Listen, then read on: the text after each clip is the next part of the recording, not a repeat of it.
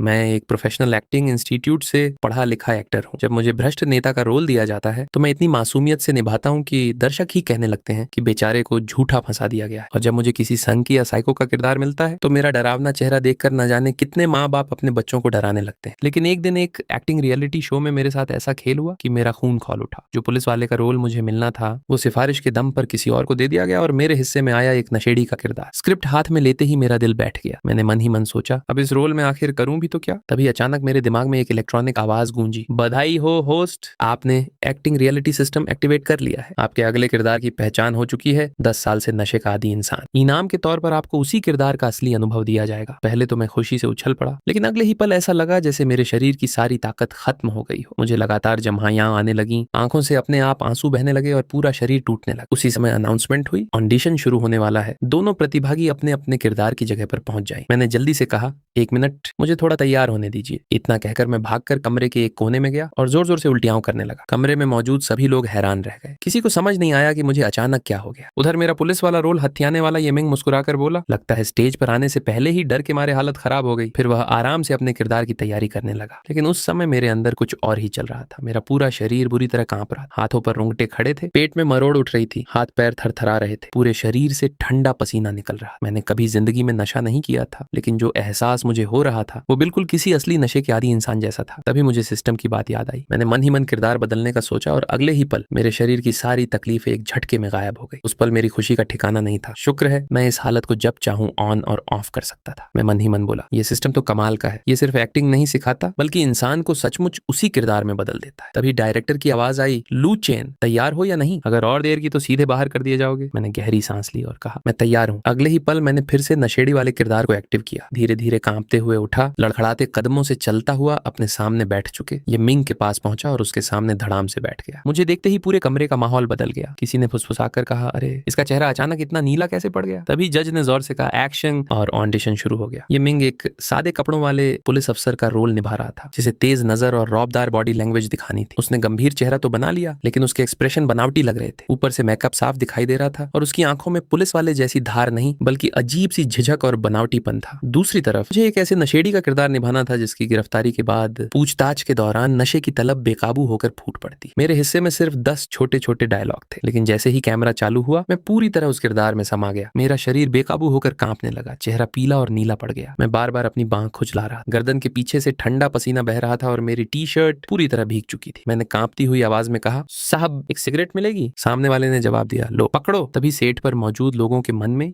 एक ही सवाल उठा, ये लड़का सिर्फ एक्टिंग कर रहा है या सच में नशे का आदी है? इसका चेहरा इतना नीला कैसे पड़ गया? इसकी आंखों में अचानक इतनी लाल नसें कहां? मेरी हालत हर सेकंड और भी ज्यादा बिगड़ती जा रही थी। मुझे देखकर वहां मौजूद लोगों के मन में भी शक पैदा होने लगा कि कहीं मैं सच में नशे का आदी तो नहीं हूं। मैं कांपती हुई आवाज में बोला, मुझे सच में नहीं पता तुम लोग जिस आदमी को ढूंढ रहे हो वो कौन है। साहब मुझे बस एक गिलास पानी दे दीजिए, ऐसे घूरने से कुछ नहीं होगा, प्लीज बस एक कश लगाने दीजिए, सिर्फ एक कश। इतना कहते कहते मेरी आवाज जवाब देने लगी। मेरा पूरा शरीर बुरी तरह कांप रहा था, आंखें खून जैसी लाल हो चुकी थी और मेरे अंदर की बेचैनी अब साफ तौर पर गुस्से में बदलने लगी थी। उधर सामने बैठा ये मिंग भी अब पूरी तरह घबरा चुका था। जो इंसान कुछ देर पहले तक अकड़ कर बैठा था उसने अचानक अपनी बैठने की पोजीशन बदल ली। अब उसके चेहरे से रौब पूरी तरह गायब हो चुका था। उसकी आंखों में सिर्फ डर दिखाई दे रहा था। उसने मन ही मन सोचा, ये लड़का आखिर इतना असली कैसे लग रहा है? कहीं ये सच में नशे का आदी तो नहीं? उसने तुरंत जज मिंग की तरफ देखा, लेकिन हैरानी की बात यह थी कि तीनों जज भी एक दूसरे का चेहरा देख रहे थे। कमरे के कोने में खड़े कैमरा ऑपरेटर भी पूरी तरह घबरा चुके थे। उस वक्त वहां मौजूद हर इंसान के मन में सिर्फ एक ही सवाल था, क्या इसे सच में नशे की तलब उठ गई है? अब मेरे चेहरे के भाव पहले से भी ज्यादा डरावने हो चुके थे। मैं बार बार अपने चेहरे का पसीना पोंछ रहा था और मेरी नजरें सीधे ये मिंग पर टिकी हुई थी। मैं गुस्से से चीखते हुए बोला, मुझे एक सिगरेट दे वरना तू मुझसे कुछ भी नहीं उगलवा पाएगा। क्या देख रहा है? मार मुझे। हाँ तू तो मुझे मारना चाहता है ना? हाँ अगर मार मुझे, जान से मार दे। आखिरी शब्द मैंने पूरी ताकत से गला फाड़कर चिल्लाए। मेरी आंखें और मेरी आवाज इतनी डरावनी हो चुकी थी कि ये मिंग का आत्मविश्वास पूरी तरह टूट गया। वह घबराकर तुरंत अपनी कुर्सी से खड़ा हुआ और कई कदम पीछे हट गया। घबराहट में उसकी कुर्सी भी पलट गई। उसी पल तीनों जज भी अपनी अपनी सीट से उठ खड़े हुए और हैरानी से मुझे देखने लगे। अब पूरे ऑडिशन रूम का माहौल बदल चुका था। जज मिंग जल्दी से वरिष्ठ जज झांग हुआयरेन के पास पहुंचे और धीरे से बोले, सर अब क्या करें? लेकिन झांग हुआयरेन खुद भी पूरी तरह उलझ चुके थे। वह बिना कुछ बोले बस लगातार मुझे घूर रहे थे। उन्हें समझ ही नहीं आ रहा था कि मैं सिर्फ एक्टिंग कर रहा हूँ या सच में नशे की तलब से तड़प रहा हूँ। अब तक मैं अपनी 10 लाइनों में से 7 लाइनें बोल चुका था, खासकर आखिरी डायलॉग, मार मुझे, जान से मार दे, इस स्क्रिप्ट में था ही नहीं। मैंने उसे मौके पर खुद जोड़ा था और उसी एक बदलाव ने पूरी परफॉर्मेंस का असर कई गुना बढ़ा दिया। वरिष्ठ जज झांग हुआयरेन के पूरे शरीर में सिहरन दौड़ गई। अगर ये सब सिर्फ एक्टिंग एक्टिंग थी तो इतनी असली एक्टिंग उन्होंने अपनी जिंदगी में शायद ही कभी देखी होगी। यहाँ तक कि उन्हें भी यकीन होने लगा था कि मैं सच में नशे की तड़प से गुजर रहा हूँ। कमरे के एक कोने में खड़े 2 कैमरा ऑपरेटर भी आपस में धीरे धीरे बातें करने लगे। एक ने घबरा कर कहा, भाई क्या इसे सच में नशे की तलब उठ गई है? दूसरे ने जवाब दिया, चुप रह, जब तक ऊपर वाले कुछ नहीं बोलते बस देखते रहो। पहला फिर बोला, लेकिन इसकी हालत तो बहुत खतरनाक लग रही है, अगर ये पागल होकर सब तोड़ने लगे तो? दूसरा बोला, सुना है ऐसे लोगों के पास जाना भी खतरनाक होता है, अभी दूर ही रहो। उनकी बात अभी पूरी भी नहीं हुई थी कि अचानक कमरे में जोरदार धमाका हो। अब मैं पूरी तरह अपने किरदार में डूब चुका था। मेरी हालत बिल्कुल ऐसे इंसान जैसी थी जिसे नशे की तलब ने पागल बना दिया हो। जो भी चीज सामने आ रही थी उसे उठाकर फेंक देने का मन कर रहा था। मैं बेचैन था,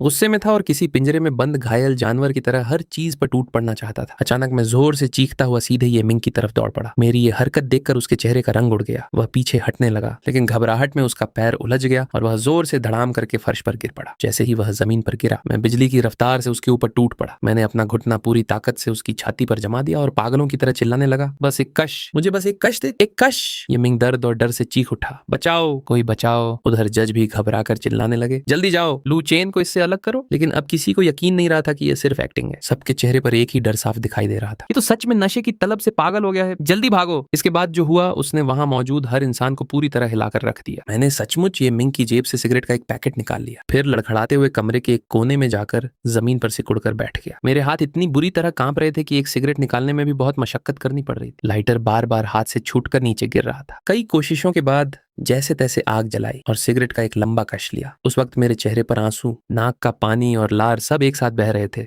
धुएं का एक गुब्बार बाहर छोड़ते हुए मैं धीरे धीरे बड़बड़ाने लगा, वाह क्या एक्टिंग कर रहा है। उधर 2 स्टाफ मेंबर किसी तरह ये मिंग को घसीटकर दूर ले गए। मेरी एक्टिंग ने उसे इतना डरा दिया था कि डर के मारे उसका अपने शरीर पर भी कंट्रोल नहीं रहा। ये देखकर जज मेंग ने बिना एक पल गंवाए तुरंत पुलिस को फोन कर। सीनियर जज जांग हुआइरेन और महिला जज भी सुरक्षा के लिए पीछे हट गए। अब किसी की भी हिम्मत नहीं हो रही थी कि मेरे पास आए और मैं अब भी उसी कोने में बैठा एक के बाद एक सिगरेट के कश लगाए जा रहा था। कुछ देर बाद बाहर से पुलिस की गाड़ियों के सायरन सुनाई दिए। अगले ही पल ऑडिशन रूम का दरवाजा खुला और 2 वर्दीधारी पुलिसकर्मी अंदर आ गए। उन्हें देखते ही जज मेंग मेरी तरफ इशारा करते हुए घबराई हुई आवाज में बोले, यही है वो लड़का, इसे जरूर नशे की तलब उठी है, इसने हमारे एक प्रतियोगी को डर के मारे बेहाल कर दिया। दोनों पुलिसकर्मियों ने मेरी हालत देखी तो उनके चेहरे भी गंभीर हो गए। एक ने अपना बैटन निकाल लिया और दूसरे ने पेपर स्प्रे तैयार कर लिया। दोनों धीरे धीरे मेरी तरफ बढ़ने लगे, लेकिन जैसे ही वे मुझे पकड़ने वाले थे मैंने अचानक सिर उठाकर बिल्कुल सामान्य आवाज में पूछा, 1 मिनट, शूट खत्म हो गया क्या? कट बोल दिया गया? और क्या आप दोनों भी स्क्रिप्ट का हिस्सा हैं? मेरी ये बात सुनकर दोनों पुलिसकर्मी बिना कुछ बोले सीधे मुझे पकड़कर थाने ले। जब मैं ऑडिशन हॉल से बाहर निकला तब बाहर पहले से ही सैकड़ों लोग मोबाइल लेकर वीडियो बना रहे थे। कुछ ही मिनटों में सोशल मीडिया पर अफवाहों का सैलाब आ गया। कोई कह रहा था कि एक असली नशेड़ी ऑडिशन देने आया था, कोई कह रहा था कि एक्टिंग करते करते उसे सचमुच नशे की तलब उठ गई, तो कोई दावा कर रहा था कि उसने अपने प्रतिद्वंद्वी को इतना डरा दिया कि उसकी हालत ही खराब हो गई। देखते ही देखते इंटरनेट पर मेरे नाम से जुड़े सैकड़ों पोस्ट वायरल हो गए। शाम तक सारी मेडिकल जांच पूरी हो चुकी थी और आखिरकार मैं पूरी तरह बेदागा साबित होकर थाने से बाहर निकला। चाहे यूरिन टेस्ट हो या ब्लड टेस्ट, हर रिपोर्ट बिल्कुल नेगेटिव आई। मेरे शरीर में किसी भी तरह का प्रतिबंधित पदार्थ नहीं मिला। यानी ऑडिशन के दौरान जो कुछ भी हुआ था वह सिर्फ मेरी एक्टिंग थी। थाने के बाहर वही पुलिस अधिकारी माजुन मेरे साथ बाहर आए। उन्होंने मुस्कुराते हुए मेरे कंधे पर हाथ रखा और बोले, बेटा अब घर जाओ, तुम्हारे प्रतियोगिता वाले मामले में हम एक आधिकारिक प्रमाण पत्र भी जारी करेंगे ताकि सबको सच पता चल सके। मैंने उनका धन्यवाद किया। वे मुस्कुराकर बोले, सच कहूं तो हमें भी लगा था कि तुम्हें सचमुच नशे की तलब उठी है, लेकिन बाद में पता चला कि यह सब सिर्फ एक्टिंग थी। तुम्हारी परफॉर्मेंस वाकई कमाल की थी। उसी रात स्थानीय पुलिस ने आधिकारिक बयान जारी कर दिया। क्योंकि मुझे ऑडिशन से पुलिस अपने साथ ले गई थी और यह मामला पूरे इंटरनेट पे वायरल हो चुका था, इसलिए सच्चाई बताना जरूरी था। पुलिस की रिपोर्ट शो की टीम, ऑडिशन आयोजकों और तीनों जजों तक भी पहुंचा दी गई। जैसे ही तीनों जजों ने वह रिपोर्ट पढ़ी वे पूरी तरह हैरान रह गए। अब उन्हें समझ आ गया था कि मुझे कोई नशे की तलब नहीं उठी थी। मैं सिर्फ अपने किरदार को इतनी सच्चाई से निभा रहा था कि असली और नकली में फर्क करना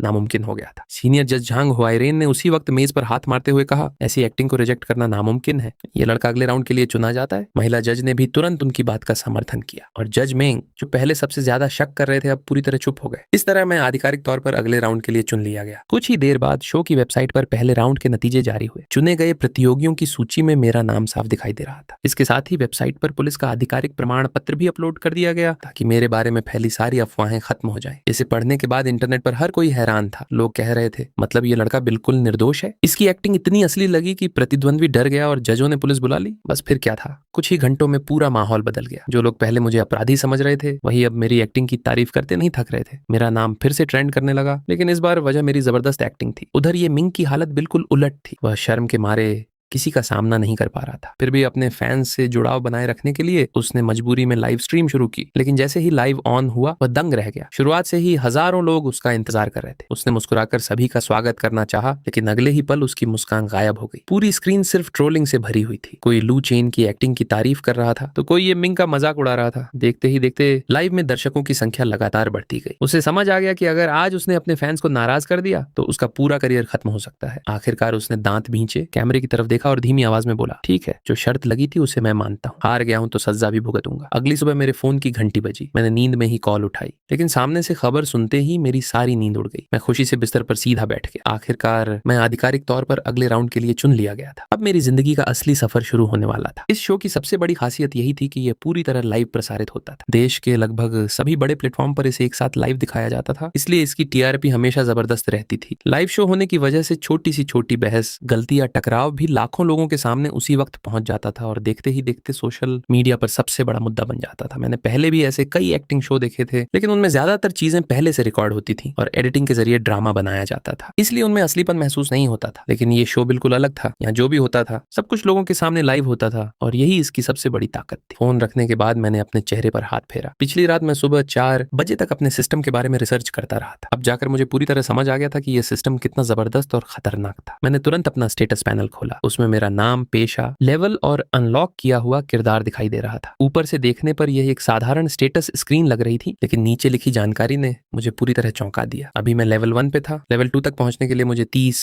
अलग अलग किरदारों का वास्तविक अनुभव हासिल करना था। यानी जितने ज्यादा किरदार निभाऊंगा, मेरा सिस्टम उतनी ही तेजी से लेवल अप करेगा। लेवल 1 पर मैं सिर्फ असली दुनिया के सामान्य लोगों के किरदार निभा सकता था, जैसे कोई नशे का आदी, शेफ, वकील, टीचर या कोई आम इंसान। लेकिन लेवल 2 पर पहुंचते ही सब कुछ बदलने वाला था। उस लेवल पर मुझे ऐसे किरदार निभाने का मौका मिलेगा जो असली दुनिया में मौजूद ही नहीं है, जैसे कोई महान मार्शल आर्ट्स मास्टर, प्राचीन योद्धा या खतरनाक प्रोफेशनल किलर। सबसे हैरान करने वाली बात यह थी कि सिस्टम मुझे सिर्फ उनकी एक्टिंग नहीं करवाएगा, बल्कि कुछ समय के लिए सचमुच वैसा इंसान बना देगा। अगर मैं किसी तलवारबाज का रोल निभाऊंगा तो उसकी असली तलवारबाजी भी मेरे पास होगी। अगर किसी प्रोफेशनल किलर का किरदार निभाऊंगा तो उसकी लड़ने और हत्या करने की सारी तकनीकें भी मेरे अंदर आ जाएंगी। लेकिन जब मैंने लेवल 3 का विवरण पढ़ा तो मेरी धड़कनें तेज हो गईं। उस लेवल पर मैं फैंटेसी और अमर योद्धाओं जैसे किरदार भी निभा सकता था। यानी अगर कभी मुझे किसी अमर योद्धा या जादुई शक्तियों वाले इंसान का रोल मिला तो सिस्टम मुझे कुछ समय के लिए वही शक्तियां भी दे देगा। यही इस सिस्टम की सबसे बड़ी ताकत थी। ये सिर्फ अभिनय नहीं करवाता था, बल्कि अभिनय को कुछ समय के लिए हकीकत में बदल देता था। इतनी अद्भुत शक्ति देखकर मैं बेहद उत्साहित हो गया। मुझे लगने लगा कि अगर सब कुछ सही रहा तो एक दिन मैं इस दुनिया का सबसे महान अभिनेता बन सकता हूँ। लेकिन इतनी ऊंचाई तक पहुंचना आसान नहीं था। सिस्टम ने मेरे ऊपर एक सख्त नियम भी लगा रखा था। मेरी पहचान हमेशा एक अभिनेता की ही रहेगी, इसलिए मैं सिर्फ फिल्मों, सीरियलों या एक्टिंग शोज में मिलने वाले असली किरदार निभाकर ही नए रोल अनलॉक कर सकता था। मैं खुद कहानी लिखकर या खुद को रोल देकर सिस्टम को धोखा नहीं दे सकता था। मुझे ईमानदारी से ऑडिशन देना होगा, रोल हासिल करना होगा और उसी किरदार को निभाकर आगे बढ़ना होगा। वैसे मुझे कोई जल्दी भी नहीं थी। अब जब सिस्टम मिल ही गया था तो धीरे धीरे आगे बढ़ना ही सबसे सही रास्ता था। लेवल 1 से लेवल 2 तक पहुंचने के लिए ही 30 किरदार निभाने थे। पता नहीं लेवल 2 से लेवल 3 तक पहुंचने के लिए कितने किरदार निभाने पड़ेंगे। इसलिए मैंने उसी वक्त अपना लक्ष्य तय कर लिया। मैं किसी बड़े सुपरस्टार बनने के पीछे नहीं भागूंगा,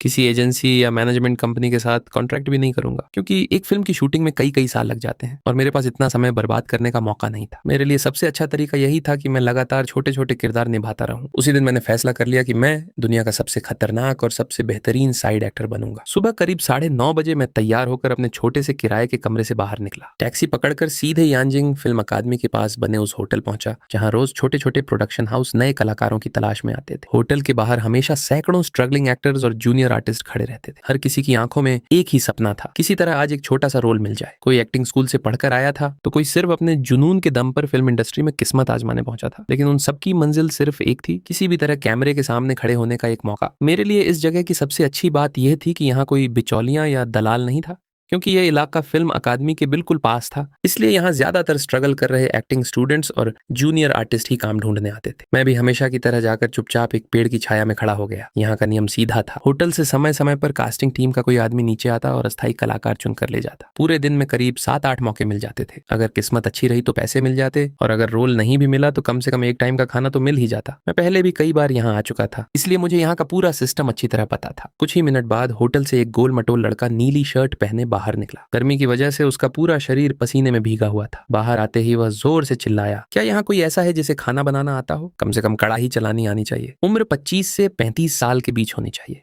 इस रोल में डायलॉग भी है। उसकी बात सुनते ही वहां खड़े सभी जूनियर आर्टिस्ट उसकी तरफ दौड़ पड़े। कोई कह रहा था कि उसे खाना बनाना आता है, कोई खुद को शानदार शेफ बता रहा था, तो कोई सिर्फ 1 साल ज्यादा उम्र होने के बावजूद मौका मांग रहा था। हर कोई खुद को साबित करने की कोशिश कर रहा था। बेचारा वह लड़का चारों तरफ से भीड़ में गिर गया। ऊपर से गर्मी और नीचे से लोगों का शोर, उसका सिर दर्द से फटने लगा। उधर मैं ये सब देखकर मन ही मन मुस्कुरा रहा था, क्योंकि मुझे पता था कि जो लोग बाहर आते ही भीड़ लगाकर चिल्लाने लगते हैं वे ज्यादातर नए लोग होते हैं। मेरे जैसा अनुभवी जूनियर आर्टिस्ट कभी भी भीड़ का हिस्सा नहीं बनता, बस सही समय का इंतजार करता है। जैसे ही लोगों का शोर थोड़ा कम हुआ, मैंने शांत आवाज में कहा, मुझे खाना बनाना आता है, कढ़ाई भी चला लेता हूँ और मेरी उम्र 26 साल है। मैंने सिर्फ जरूरी जानकारी दी और यही तरीका काम कर गया। मेरी बात सुनते ही उस लड़के की नजर सीधे मुझ पर पड़ी। वो मेरे पास आया, कुछ पल तक मुझे ध्यान से देखता रहा और फिर अचानक बोला, अरे तुम्हारा चेहरा तो कहीं देखा है, तुम वही लुचेन हो ना, कल एक्टिंग शो के ऑडिशन में थे, वही जिसने नशेड़ी का रोल करके पुलिस तक बुला ली थी। मैंने मुस्कुराकर कहा, हाँ मैं ही हूँ। वह हंस पड़ा और बोला, कमाल है, इतना वायरल होने के बाद भी यहाँ काम ढूंढने आए हो। ठीक है, तुम सिलेक्ट हो,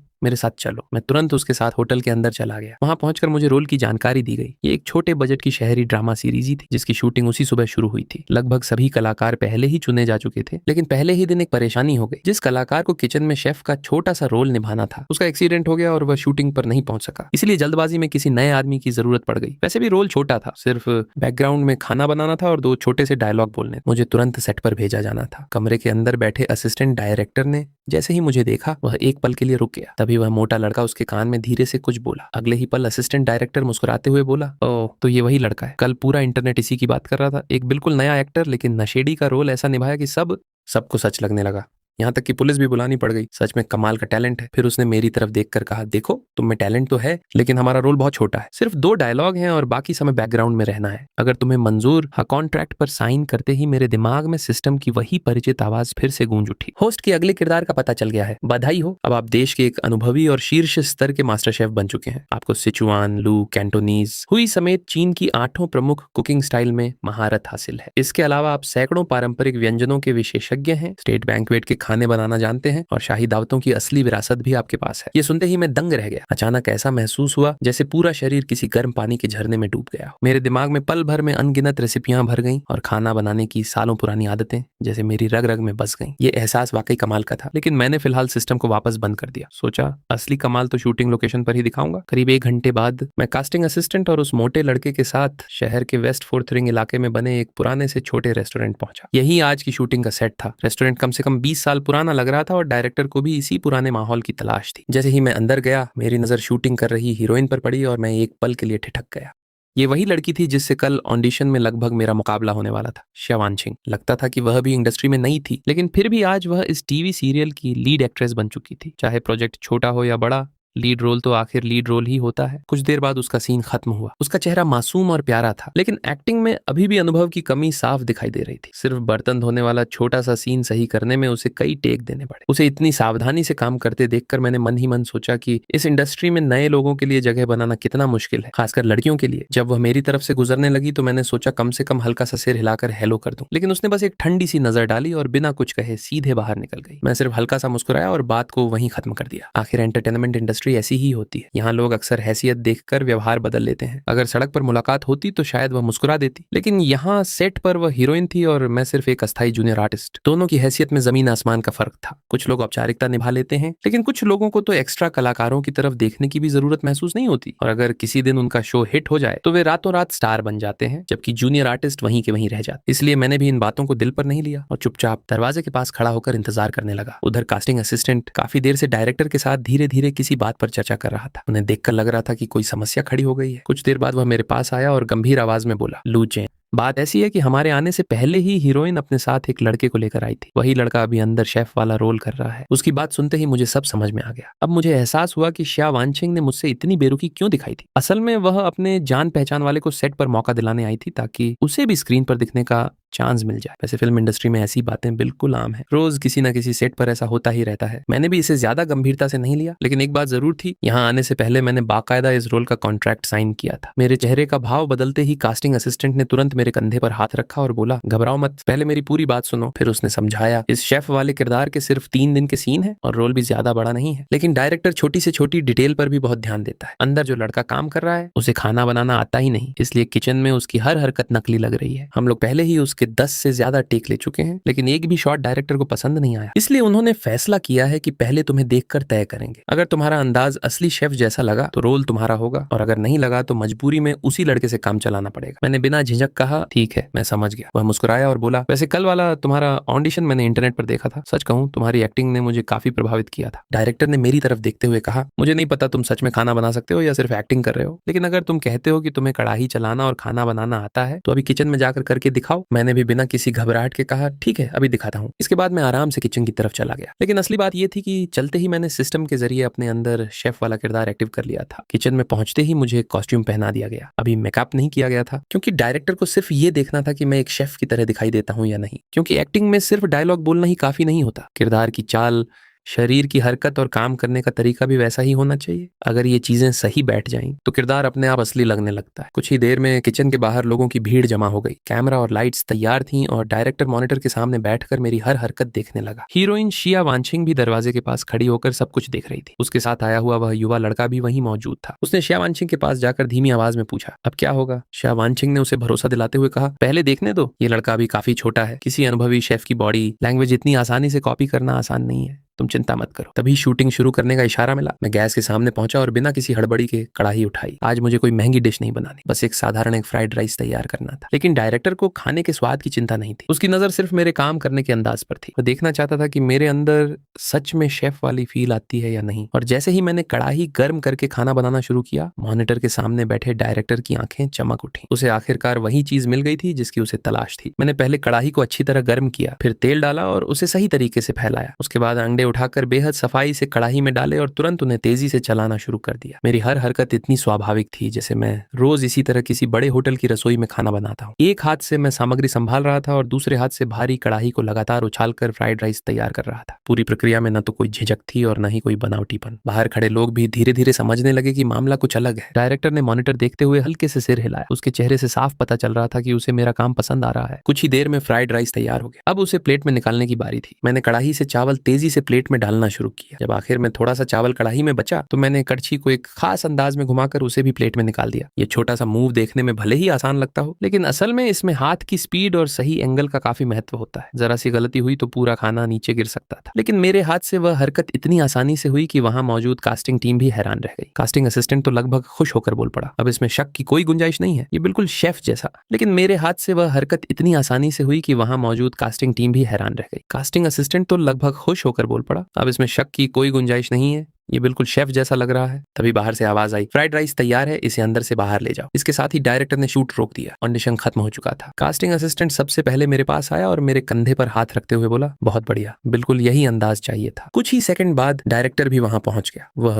अभी भी अपने चेहरे पर गंभीरता बनाए हुए था, लेकिन उसकी आंखों में संतुष्टि साफ दिखाई दे रही थी। उसने बिना ज्यादा समय बर्बाद किए फैसला सुना दिया, यही लड़का इस रोल के लिए सही है, इसे तुरंत मेकअप के लिए भेजो। अब इसी सीन को पूरी तरह तैयार करके दोबारा शूट करेंगे। फिर उसने मेरी तरफ देखकर कहा, लू चेन, एक बार फिर वही फ्राइड राइस बनाना। अभी तुम्हारे अंदर जो शेफ वाला अंदाज था उसे बिल्कुल मत बदलना, हमें वही चाहिए। इसके बाद उसने बाकी टीम को भी अपनी अपनी जगह लेने का आदेश दे दिया। शिया वांशिंग के चेहरे पर इस फैसले को लेकर ज्यादा खुशी नहीं थी, लेकिन अब वह कुछ कर भी नहीं सकती थी। उसने अपने साथ आए उस लड़के को इशारा किया कि पहले बाहर चलो और शूटिंग पूरी होने दो। उधर मेकअप आर्टिस्ट ने मुझे तैयार करना शुरू कर दिया। डायरेक्टर खुद पास खड़ा होकर मेकअप और लुक के बारे में छोटी छोटी बातें बता रहा था। वह चाहता था कि मेरा लुक देखकर ही लगे कि यह आदमी सालों से गर्म किचन में काम कर रहा है। उसकी हर छोटी बात से मुझे एक चीज समझ आ गई थी, ये डायरेक्टर अपने काम को लेकर बिल्कुल भी लापरवाह नहीं था। वह छोटी से छोटी चीज को भी सही करवाना चाहता था। और मेरे मन में भी एक उम्मीद पैदा हुई, अगर इस छोटे बजट वाले ड्रामे की कहानी भी ठीक निकली तो शायद ये प्रोजेक्ट उम्मीद से कहीं ज्यादा अच्छा साबित होने वाला था। असल में किसी भी फिल्म या सीरियल की असली ताकत सिर्फ एक्टर्स में नहीं होती। कहानी को पर्दे पर सही तरीके से उतारने का सबसे बड़ा काम डायरेक्टर का होता है। एक्टर्स तो उसके विजन को निभाते हैं। डायरेक्टर ने मुझे शेफ वाले किरदार को लेकर जरूरी बातें समझाई और वहां से जाने लगा। लेकिन जाते जाते उसकी नजर उस फ्राइड राइस की प्लेट पर पड़ी जो मैंने अभी अभी बनाया था। पता नहीं उसे क्या सूझा, वह अचानक प्लेट उठाकर अपने साथ ले गया। करीब 10-15 मिनट बाद शूटिंग दोबारा शुरू हो गई। कैमरा तैयार हुआ, लाइट्स लग गईं और पूरी टीम अपने अपने काम में लग गई। इस बार मेरा चेहरा कैमरे के सामने नहीं आना था, मुझे बस किचन के अंदर लगातार खाना बनाते रहना था। कहानी की मुख्य लड़की शिया वांशिंग को इस सीन में एक साधारण और संघर्ष करती हुई लड़की का किरदार निभाना था। वह किचन के बाहर जमीन पर बैठकर सब्जियां साफ कर रही थी। कैमरे का ज्यादातर फोकस उसी पर था और बीच बीच में फ्रेम में पीछे से मेरा शेफ वाला किरदार भी दिखाई देता था। डायरेक्टर बाहर मॉनिटर के सामने बैठकर शूटिंग देख रहा था, लेकिन मजेदार बात यह थी कि उसके बाएं हाथ हाथ में वही फ्राइड राइस की प्लेट थी और दूसरे हाथ में चम्मच। वह मॉनिटर देखते देखते इतनी तेजी से खाना खा रहा था कि उसे खुद भी शायद एहसास नहीं था कि उसे खाना कितना पसंद आ रहा है। 2 घंटे से ज्यादा समय तक शूटिंग चलती रही। आखिरकार शिया वांचिंग का सीन पूरा हुआ। डायरेक्टर के चेहरे से लग रहा था कि सीन उसे पूरी तरह पसंद तो नहीं आया, लेकिन किसी तरह काम चलाने लायक जरूर था। इस दौरान मैंने करीब 12 प्लेट फ्राइड राइस बना डाले। सच कहूं तो जब मैं शेफ वाले मोड से वापस अपने असली शरीर में आया तब जाकर मेरी हालत खराब हुई। बाजू में इतनी थकान थी कि लगा हाथ ही जवाब दे देंगे। लेकिन जब तक सिस्टम ने मुझे शेफ की स्थिति में रखा था तब तक मुझे जरा भी परेशानी महसूस नहीं हुई थी। उस समय शरीर अपने आप काम कर रहा था, जैसे मैं सालों से इसी काम का आदी हूँ। इसके बाद कुछ छोटे छोटे सीन और शूट किए गए। उनमें ज्यादा समय नहीं लगा और देखते ही देखते लंच का समय हो गया। बाहर टेबल पर खाना देखकर मैं खुद हैरान रह गया। आज पूरी शूटिंग यूनिट के लिए लंच में सिर्फ फ्राइड राइस था। एक तरफ डिब्बा बंद खाना बच गया और दूसरी तरफ मेरी बनाई हुई डिश ने सबका पेट भर दिया। एक आदमी ने पहला निवाला लेते ही कहा, अरे भाई ये फ्राइड राइस तो कमाल का है। चावल एक दूसरे से चिपके हुए नहीं थे,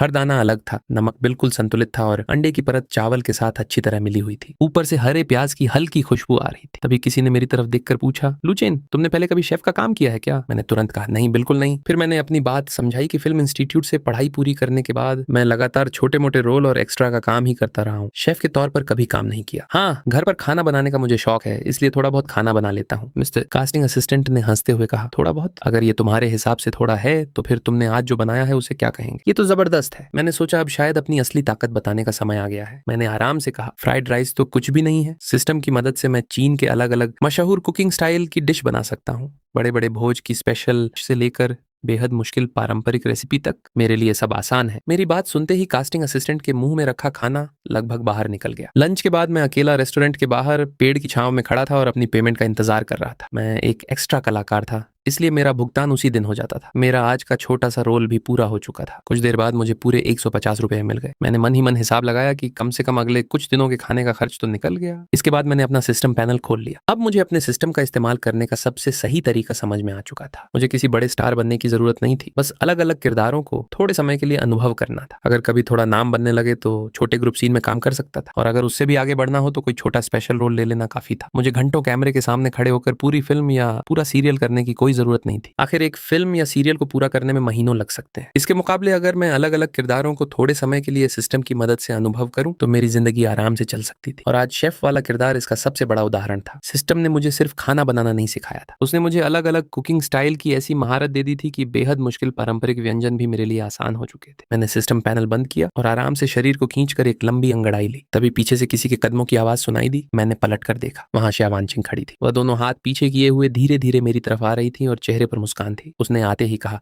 लुचेन क्या संयोग है, मुझे तो बिल्कुल उम्मीद नहीं थी कि तुम यहाँ एक्स्ट्रा कलाकार बनकर मिल जाओगे। सुबह तुम्हें देखा तो मैं सच में चौंक गई थी। मैंने तुरंत मजाक करते हुए कहा, अच्छा लेकिन मैंने तो तुम्हें उछलते हुए देखा ही नहीं। वह हंसकर बोली, तुम भी ना हर बात में मजाक ढूंढ लेते हो। ऊपर से देखने पर वह बेहद मासूम और प्यारी लग रही थी। उसके चेहरे पर ऐसी मुस्कान थी जैसे वह पुराने परिचित से मिलने की खुशी में मेरे पास आई। लेकिन मैं उसके चेहरे के पीछे छिपी बात अच्छी तरह समझ रहा था। उसकी आंखों में वह सादगी नहीं थी जो वह दिखाने की कोशिश कर रही थी, क्योंकि मुझे सुबह का उसका असली रवैया याद था। जब वह पहली बार सेट पर आई थी तब उसके चेहरे पर मेरे लिए साफ नाराजगी और दूरी दिखाई दे रही थी। इसलिए अब अचानक उसका इतना मीठा व्यवहार करना मुझे बिल्कुल स्वाभाविक नहीं लग रहा था। मैं जानता था कि वह बिना किसी मतलब के मेरे पास नहीं आई है। फिर उसने अचानक उस असली वजह का जिक्र कर ही दिया। उसने कहा, वैसे कल तुमने अभिनेता क्या है वाले ऑडिशन में जो परफॉर्म किया था उसका वीडियो मैंने भी देखा। मैं उसकी तरफ देखने लगा। वह आगे बोली, सच बताऊं तो तुम्हारी परफॉर्मेंस देखकर मैं भी डर गई थी। तुम्हारी हालत बिल्कुल असली लग रही थी। फिर उसने मेरी आंखों में देखते हुए सवाल किया, वो सब सच में एक्टिंग थी या तुम उस समय वाकई उसी हालत में थे? मुझे थोड़ा शक तो है। अरे यार ये औरत, तो तुम्हारे उस शक का असली मतलब क्या है? क्या तुम ये कहना चाहती हो कि मैं खुद एक नशेड़ी हूँ? ये औरत जानबूझकर मुझे बदनाम करने की कोशिश कर रही है। सच कहूं तो जब मैंने तुम्हें इस सेट पर देखा था तब मैं भी एक पल के लिए हैरान रह गया था। क्यों?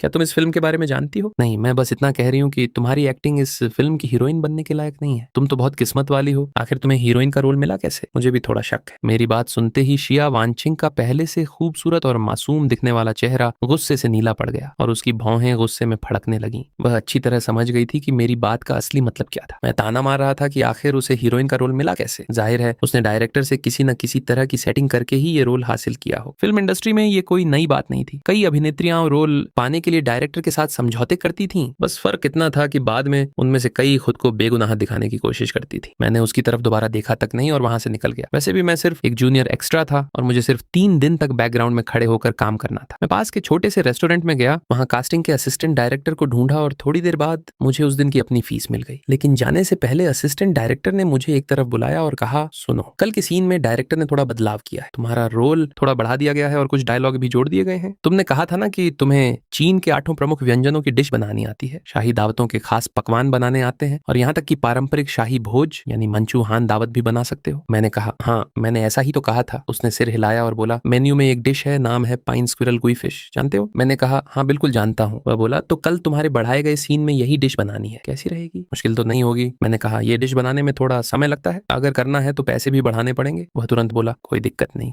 एक दिन के लिए 1500 युआन देंगे, बड़े स्पेशल रोल वाले कलाकार की फीस के हिसाब से, कैसा है? मैंने कहा, ठीक है, मंजूर है। वह हंसते हुए बोला, अच्छा लेकिन एक और शर्त है, तुम्हारा असली काम अभी भी ग्रुप एक्स्ट्रा का ही है, इसलिए कल जो डायलॉग दिए जाएंगे उन्हें अच्छे से बोलना पड़ेगा। कल तुम्हारे कुल 9 डायलॉग होंगे। मैंने कहा, कोई दिक्कत नहीं। वो बोला, ठीक है, कल अच्छा प्रदर्शन करना। सच बताऊं तो तुम्हें एक्टिंग करते देखकर मैं कभी कभी समझ ही नहीं पाता कि तुम असल में एक्टर हो या शेफ। चलो अब घर जाओ, कल सुबह 10:30 बजे बिल्कुल समय पर पहुंच जाना। मैंने कहा, ठीक है, कल मिलता हूँ। दूसरी तरफ शूटिंग लोकेशन से कुछ दूर पेड़ों की छाया में 2 लोग खड़े होकर मेरी चर्चा कर रहे थे। एक ने कहा, तुम्हें सच में लगता है कि वो लड़का उस तरह की एक्टिंग कर सकता है?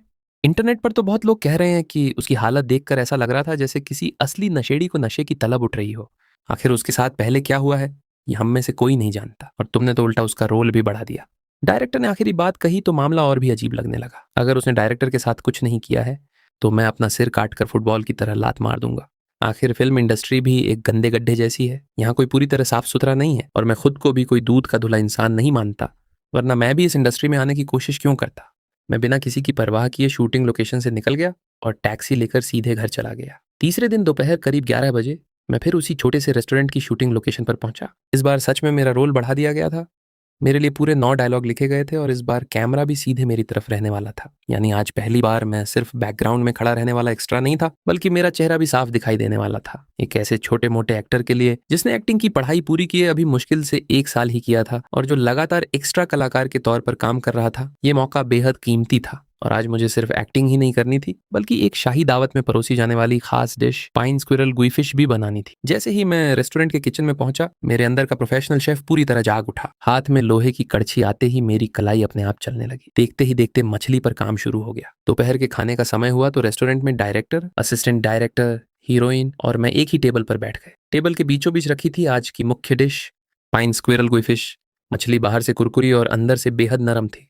उसका रंग सुनहरा नारंगी था और ऊपर डाली गई खट्टी मीठी चटनी उसकी खुशबू को और भी बढ़ा रही थी। जैसे ही पहला टुकड़ा मुंह में गया, मछली का नरम और बारीक स्वाद तुरंत खुल गया। ऊपर से खट्टी मीठी चटनी और अंदर से ताजी मछली की खुशबू ने ऐसा स्वाद बनाया कि एक बार खाने के बाद हाथ अपने आप दोबारा प्लेट की तरफ बढ़ने लगा। सब लोग खाना खाकर पूरी तरह खुश हो गए थे, यहाँ तक कि शिया वानचिंग अभी भी मुझसे काफी नाराज थी और उसके मन में मेरे लिए दुश्मनी कम नहीं हुई थी। लेकिन जैसे ही उसने इस शाही दावत में शामिल होने वाली खास डिश का एक निवाला खाया, उसकी आंखें तक हैरानी से फैल गईं। उसने कहा, वाह कमाल का स्वाद है, इतना स्वादिष्ट। मैंने तो बड़े से बड़े 5 स्टार होटल में भी ऐसी स्वादिष्ट मछली नहीं खाई। सच में समझ नहीं आ रहा था कि आखिर ये आदमी है क्या, एक्टर है, नशेड़ी है या फिर असली शेफ है। जहां तक मेरे एक्टिंग वाले सीन की बात थी, डायरेक्टर मुझसे बेहद खुश था। उसे ऐसा लग रहा था जैसे मैं किसी किरदार की एक्टिंग नहीं कर रहा, बल्कि सच में एक शेफ की जिंदगी जी रहा हूँ। पूरी शूटिंग के दौरान मेरे अंदर एक्टिंग का जरा भी दिखावा नजर नहीं आया। हर चीज बिल्कुल नेचुरल और सहज थी। यहाँ तक कि डायलॉग बोलने का अंदाज भी ऐसा था कि दिखने वाले को यकीन हो जाए कि मैं कोई एक्टर नहीं बल्कि सच में एक प्रोफेशनल शेफ हूँ। लंच खत्म होने के बाद डायरेक्टर खुद मुझे ढूंढते हुए आया। हम दोनों एक पेड़ की छांव के नीचे खड़े थे। उसने मुझसे कहा, लू चेन, सच सच बताओ, क्या तुमने पहले कभी शेफ का काम किया है? घबराने की जरूरत नहीं है, जो सच है वही बताओ, इसका तुम्हारे काम पर कोई असर नहीं पड़ेगा। मैंने कहा, नहीं डायरेक्टर, मैंने सच में कभी शेफ का काम नहीं किया। कॉलेज से ग्रेजुएशन करने के बाद पिछले 1 साल से मैं बस छोटे मोटे एक्स्ट्रा रोल ही कर रहा हूँ। काम की तलाश में इधर उधर भागता रहता हूँ। मेरे पास शेफ बनने के लिए समय ही कहाँ था। डायरेक्टर ने हैरानी से कहा, सच में कभी शेफ का काम नहीं किया? कमाल है, फिर तुम्हारे हाथ में इतना जबरदस्त हुनर आया कहाँ से? और सबसे बड़ी बात, तुम जिस तरह किरदार को निभाते हो वो इतना असली लगता है कि मुझे समझ ही नहीं आता कि तुम सच में वो काम कर रहे हो या सिर्फ एक्टिंग कर रहे हो। मैंने मुस्कुराकर कहा, धन्यवाद डायरेक्टर, आपकी तारीफ का शुक्रिया, उम्मीद है आपकी बात सच साबित हो। फिर मैंने कहा, डायरेक्टर आज की मेरी मजदूरी। वह तुरंत बोला, अरे रुको रुको लू चेन, मेरी एक बात मानोगे? मैंने कहा, क्या बात है? वह बोला, हम आज रात बैठकर स्क्रिप्ट में बदलाव करते हैं और तुम्हारे किरदार को थोड़ा और बड़ा कर देते हैं। तुम फिल्म में 5वें नंबर के हीरो का रोल कर लो और हीरोइन के अभिभावक का किरदार निभाओ। तुम्हारे सीन कितने होंगे ये आगे की शूटिंग देखकर तय करेंगे, लेकिन तुम्हें लगातार हमारे साथ शूटिंग पर रहना पड़ेगा, लगभग 3 महीने तक। अच्छा रहा, तो उसे आगे कभी एक्स्ट्रा बनकर काम करने की जरूरत नहीं पड़ेगी।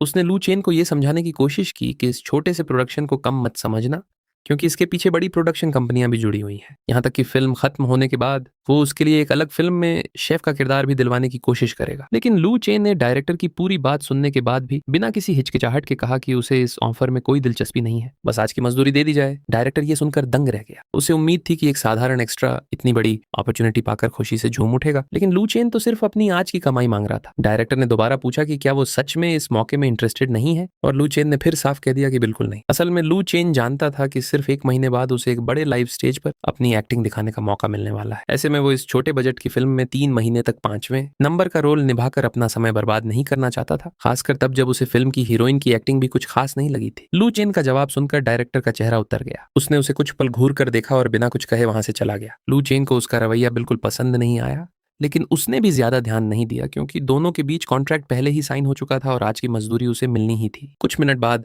कास्टिंग के डिप्टी डायरेक्टर जंग जल्दी से उसके पास आए और धीमी आवाज में पूछा कि क्या उसने डायरेक्टर का ऑफर सच में ठुकरा दिया है। लू चेन ने हाँ में सिर हिला दिया। उसे लगा था कि जंग भी शायद उसे समझाएंगे या डायरेक्टर की तरह ताना मारेंगे, लेकिन इसके बजाय जंग मुस्कुराए और बोले कि अच्छा हुआ उसने हाँ नहीं की। उन्होंने कहा कि वो लू चेन की काबिलियत को पहचानते हैं और ये छोटा सा प्रोडक्शन उसके लिए सही जगह नहीं है। इसके बाद जंग ने लू चेन से कहा कि वो अपना कॉन्टैक्ट दे दे, आगे वो खुद उसके लिए बेहतर काम के मौके तलाशने की कोशिश करेंगे। जाते समय जंग ने उसे आज की 1500 युआन मजदूरी दी और दोपहर में सबके लिए खाना बनाने में मदद करने के बदले 800 युआन अलग से दिए। उन्होंने लू चेन को जल्दी घर जाकर आराम करने के लिए कहा, लेकिन साथ ही याद दिलाया कि अगले दिन शूटिंग का आखिरी दिन है और कॉन्ट्रैक्ट के मुताबिक उसे वो दिन भी पूरा करना होगा। लू चेन ने जंग को धन्यवाद दिया और मन ही मन तय किया कि डायरेक्टर का रवैया चाहे जैसा भी हो, अपना काम पूरा करके ही वहां से जाएगा। लू चेन ने जंग से कहा कि कल भी उसका काम खाना बनाने का ही है, तो अगर वो उसके लिए असली कुंग पाओ चिकन बना दे तो कैसा रहेगा। जंग ने खुशी से हाँ कर दी, लेकिन लू चेन ने तुरंत कहा कि इसके लिए अलग से पैसे देने होंगे। जंग हंस पड़ा और बोला कि ये लड़का हर बात में पैसे देखता है, लेकिन उसने पैसे देने की बात मान ली। दोनों ने हाथ मिलाया और लू चेन वहां से निकल गया। उस दिन उसने कुल 2300 युआन कमाए थे, इसलिए उसका मूड काफी अच्छा था। अगले दिन दोपहर में फिर शूटिंग शुरू हुई। जंग की बात बिल्कुल सही निकली। युवा डायरेक्टर सुबह से ही गुस्से में था और छोटी छोटी बातों पर सेट पर भड़क रहा था। लू चेन ने उसे देखकर मन ही मन सोचा कि इसकी हालत भी बिल्कुल शावंकिंग जैसी है। दोनों का स्वभाव और रवैया एक जैसा ही है। लेकिन लू चेन ने डायरेक्टर के गुस्से पर बिल्कुल ध्यान नहीं दिया और अपनी एक्टिंग पर फोकस रखा। खाना बनाने वाले उसके सभी सीन आसानी से एक ही टेक में पूरे हो गए, जिससे डायरेक्टर को उसमें गलती निकालने का मौका ही नहीं मिला। आखिरकार डायरेक्टर का सारा गुस्सा शावंकिंग पर निकलने लगा, क्योंकि उसके सीन बार बार एनजी हो रहे थे और शूटिंग का ज्यादातर समय उसी की वजह से बर्बाद हो रहा था। शूटिंग खत्म होने के बाद लू चेन वहां खाना खाने के लिए नहीं रुका। उसने अपनी 1500 युआन की मजदूरी ली और जंग से कुंग पाओ चिकन बनाने के लिए तय किए गए 1000 युआन भी लिए और सीधे वहां से निकल गया। उसने जो डिश बनाई थी उसे आखिरकार जंग ने ही पूरा खाया, क्योंकि डायरेक्टर और शावंकिंग दोनों उसे खाने में झिझक रहे। बाकी लोग भी उनके सामने खाना शुरू नहीं करना चाहते थे। जंग ने खाना खाते हुए जमकर तारीफ की और कहा कि इसका स्वाद कमाल का है। इसके बाद लू चेन ने 3 दिन की छुट्टी ले ली। सिस्टम की मदद से उसने इस छोटे से प्रोडक्शन में सिर्फ 3 दिनों में ऑनलाइन 50 युआन कमा लिए थे,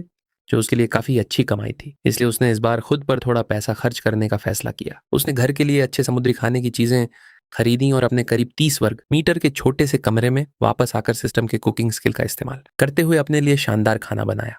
आखिरकार इन दिनों में उसे आराम से बैठकर अपनी पसंद का खाना खाने का मौका मिल गया था। आराम करते हुए लू चेन ने सिस्टम को और समझने की भी कोशिश की। उसने खुद के लिए अलग अलग किरदार तय करके एक्टिंग करने की कोशिश की और यहाँ तक कि कॉस्प्ले करके भी अलग रोल निभाने की कोशिश की, लेकिन कोई फायदा नहीं हुआ। सिस्टम ने साफ कर दिया था कि उसकी शक्तियां सिर्फ अभिनेता के पेशे से जुड़ी हैं, इसलिए नए किरदारों की क्षमता पाने के लिए उसे एक्टिंग से जुड़े काम ही करने हों। लू चेन के पास फिर से एक्स्ट्रा का काम करने के अलावा कोई आसान रास्ता नहीं था और फिलहाल यही उसके लिए सबसे तेज तरीका था। हालांकि 1 महीने बाद होने वाला लाइव शो भी उसके लिए बड़ा मौका था और अब वो उसका बेसब्री से इंतजार कर रहा था। छुट्टी के चौथे दिन लू चेन ने फिर से अलग अलग शूटिंग सेट पर काम तलाशने का फैसला किया, लेकिन तभी सुबह सुबह उसके फोन पर एक अनजान नंबर से कॉल आया। दूसरी तरफ एक बुजुर्ग और कुछ जानी पहचानी आवाज सुनाई दी।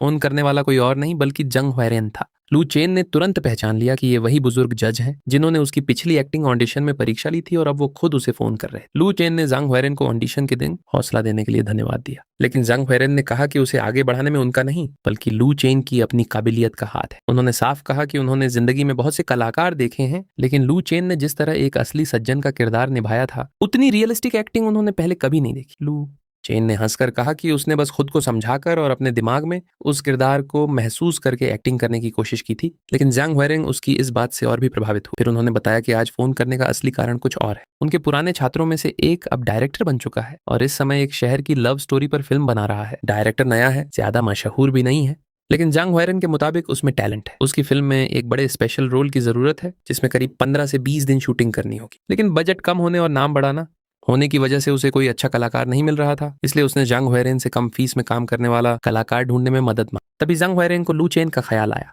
लू चेन ने हैरानी से कहा कि वो तो सिर्फ एक साधारण एक्स्ट्रा है। फिर जंग हुएरेन उससे क्यों पूछ रहे हैं? तब जंग हुएरेन ने असली किरदार बताया। फिल्म में एक ऐसे अमीरजादे विलेन की जरूरत थी जिसके परिवार की संपत्ति 100 अरब से भी ज्यादा हो और जो बेहद घमंडी, दबंग और मनमौजी हो।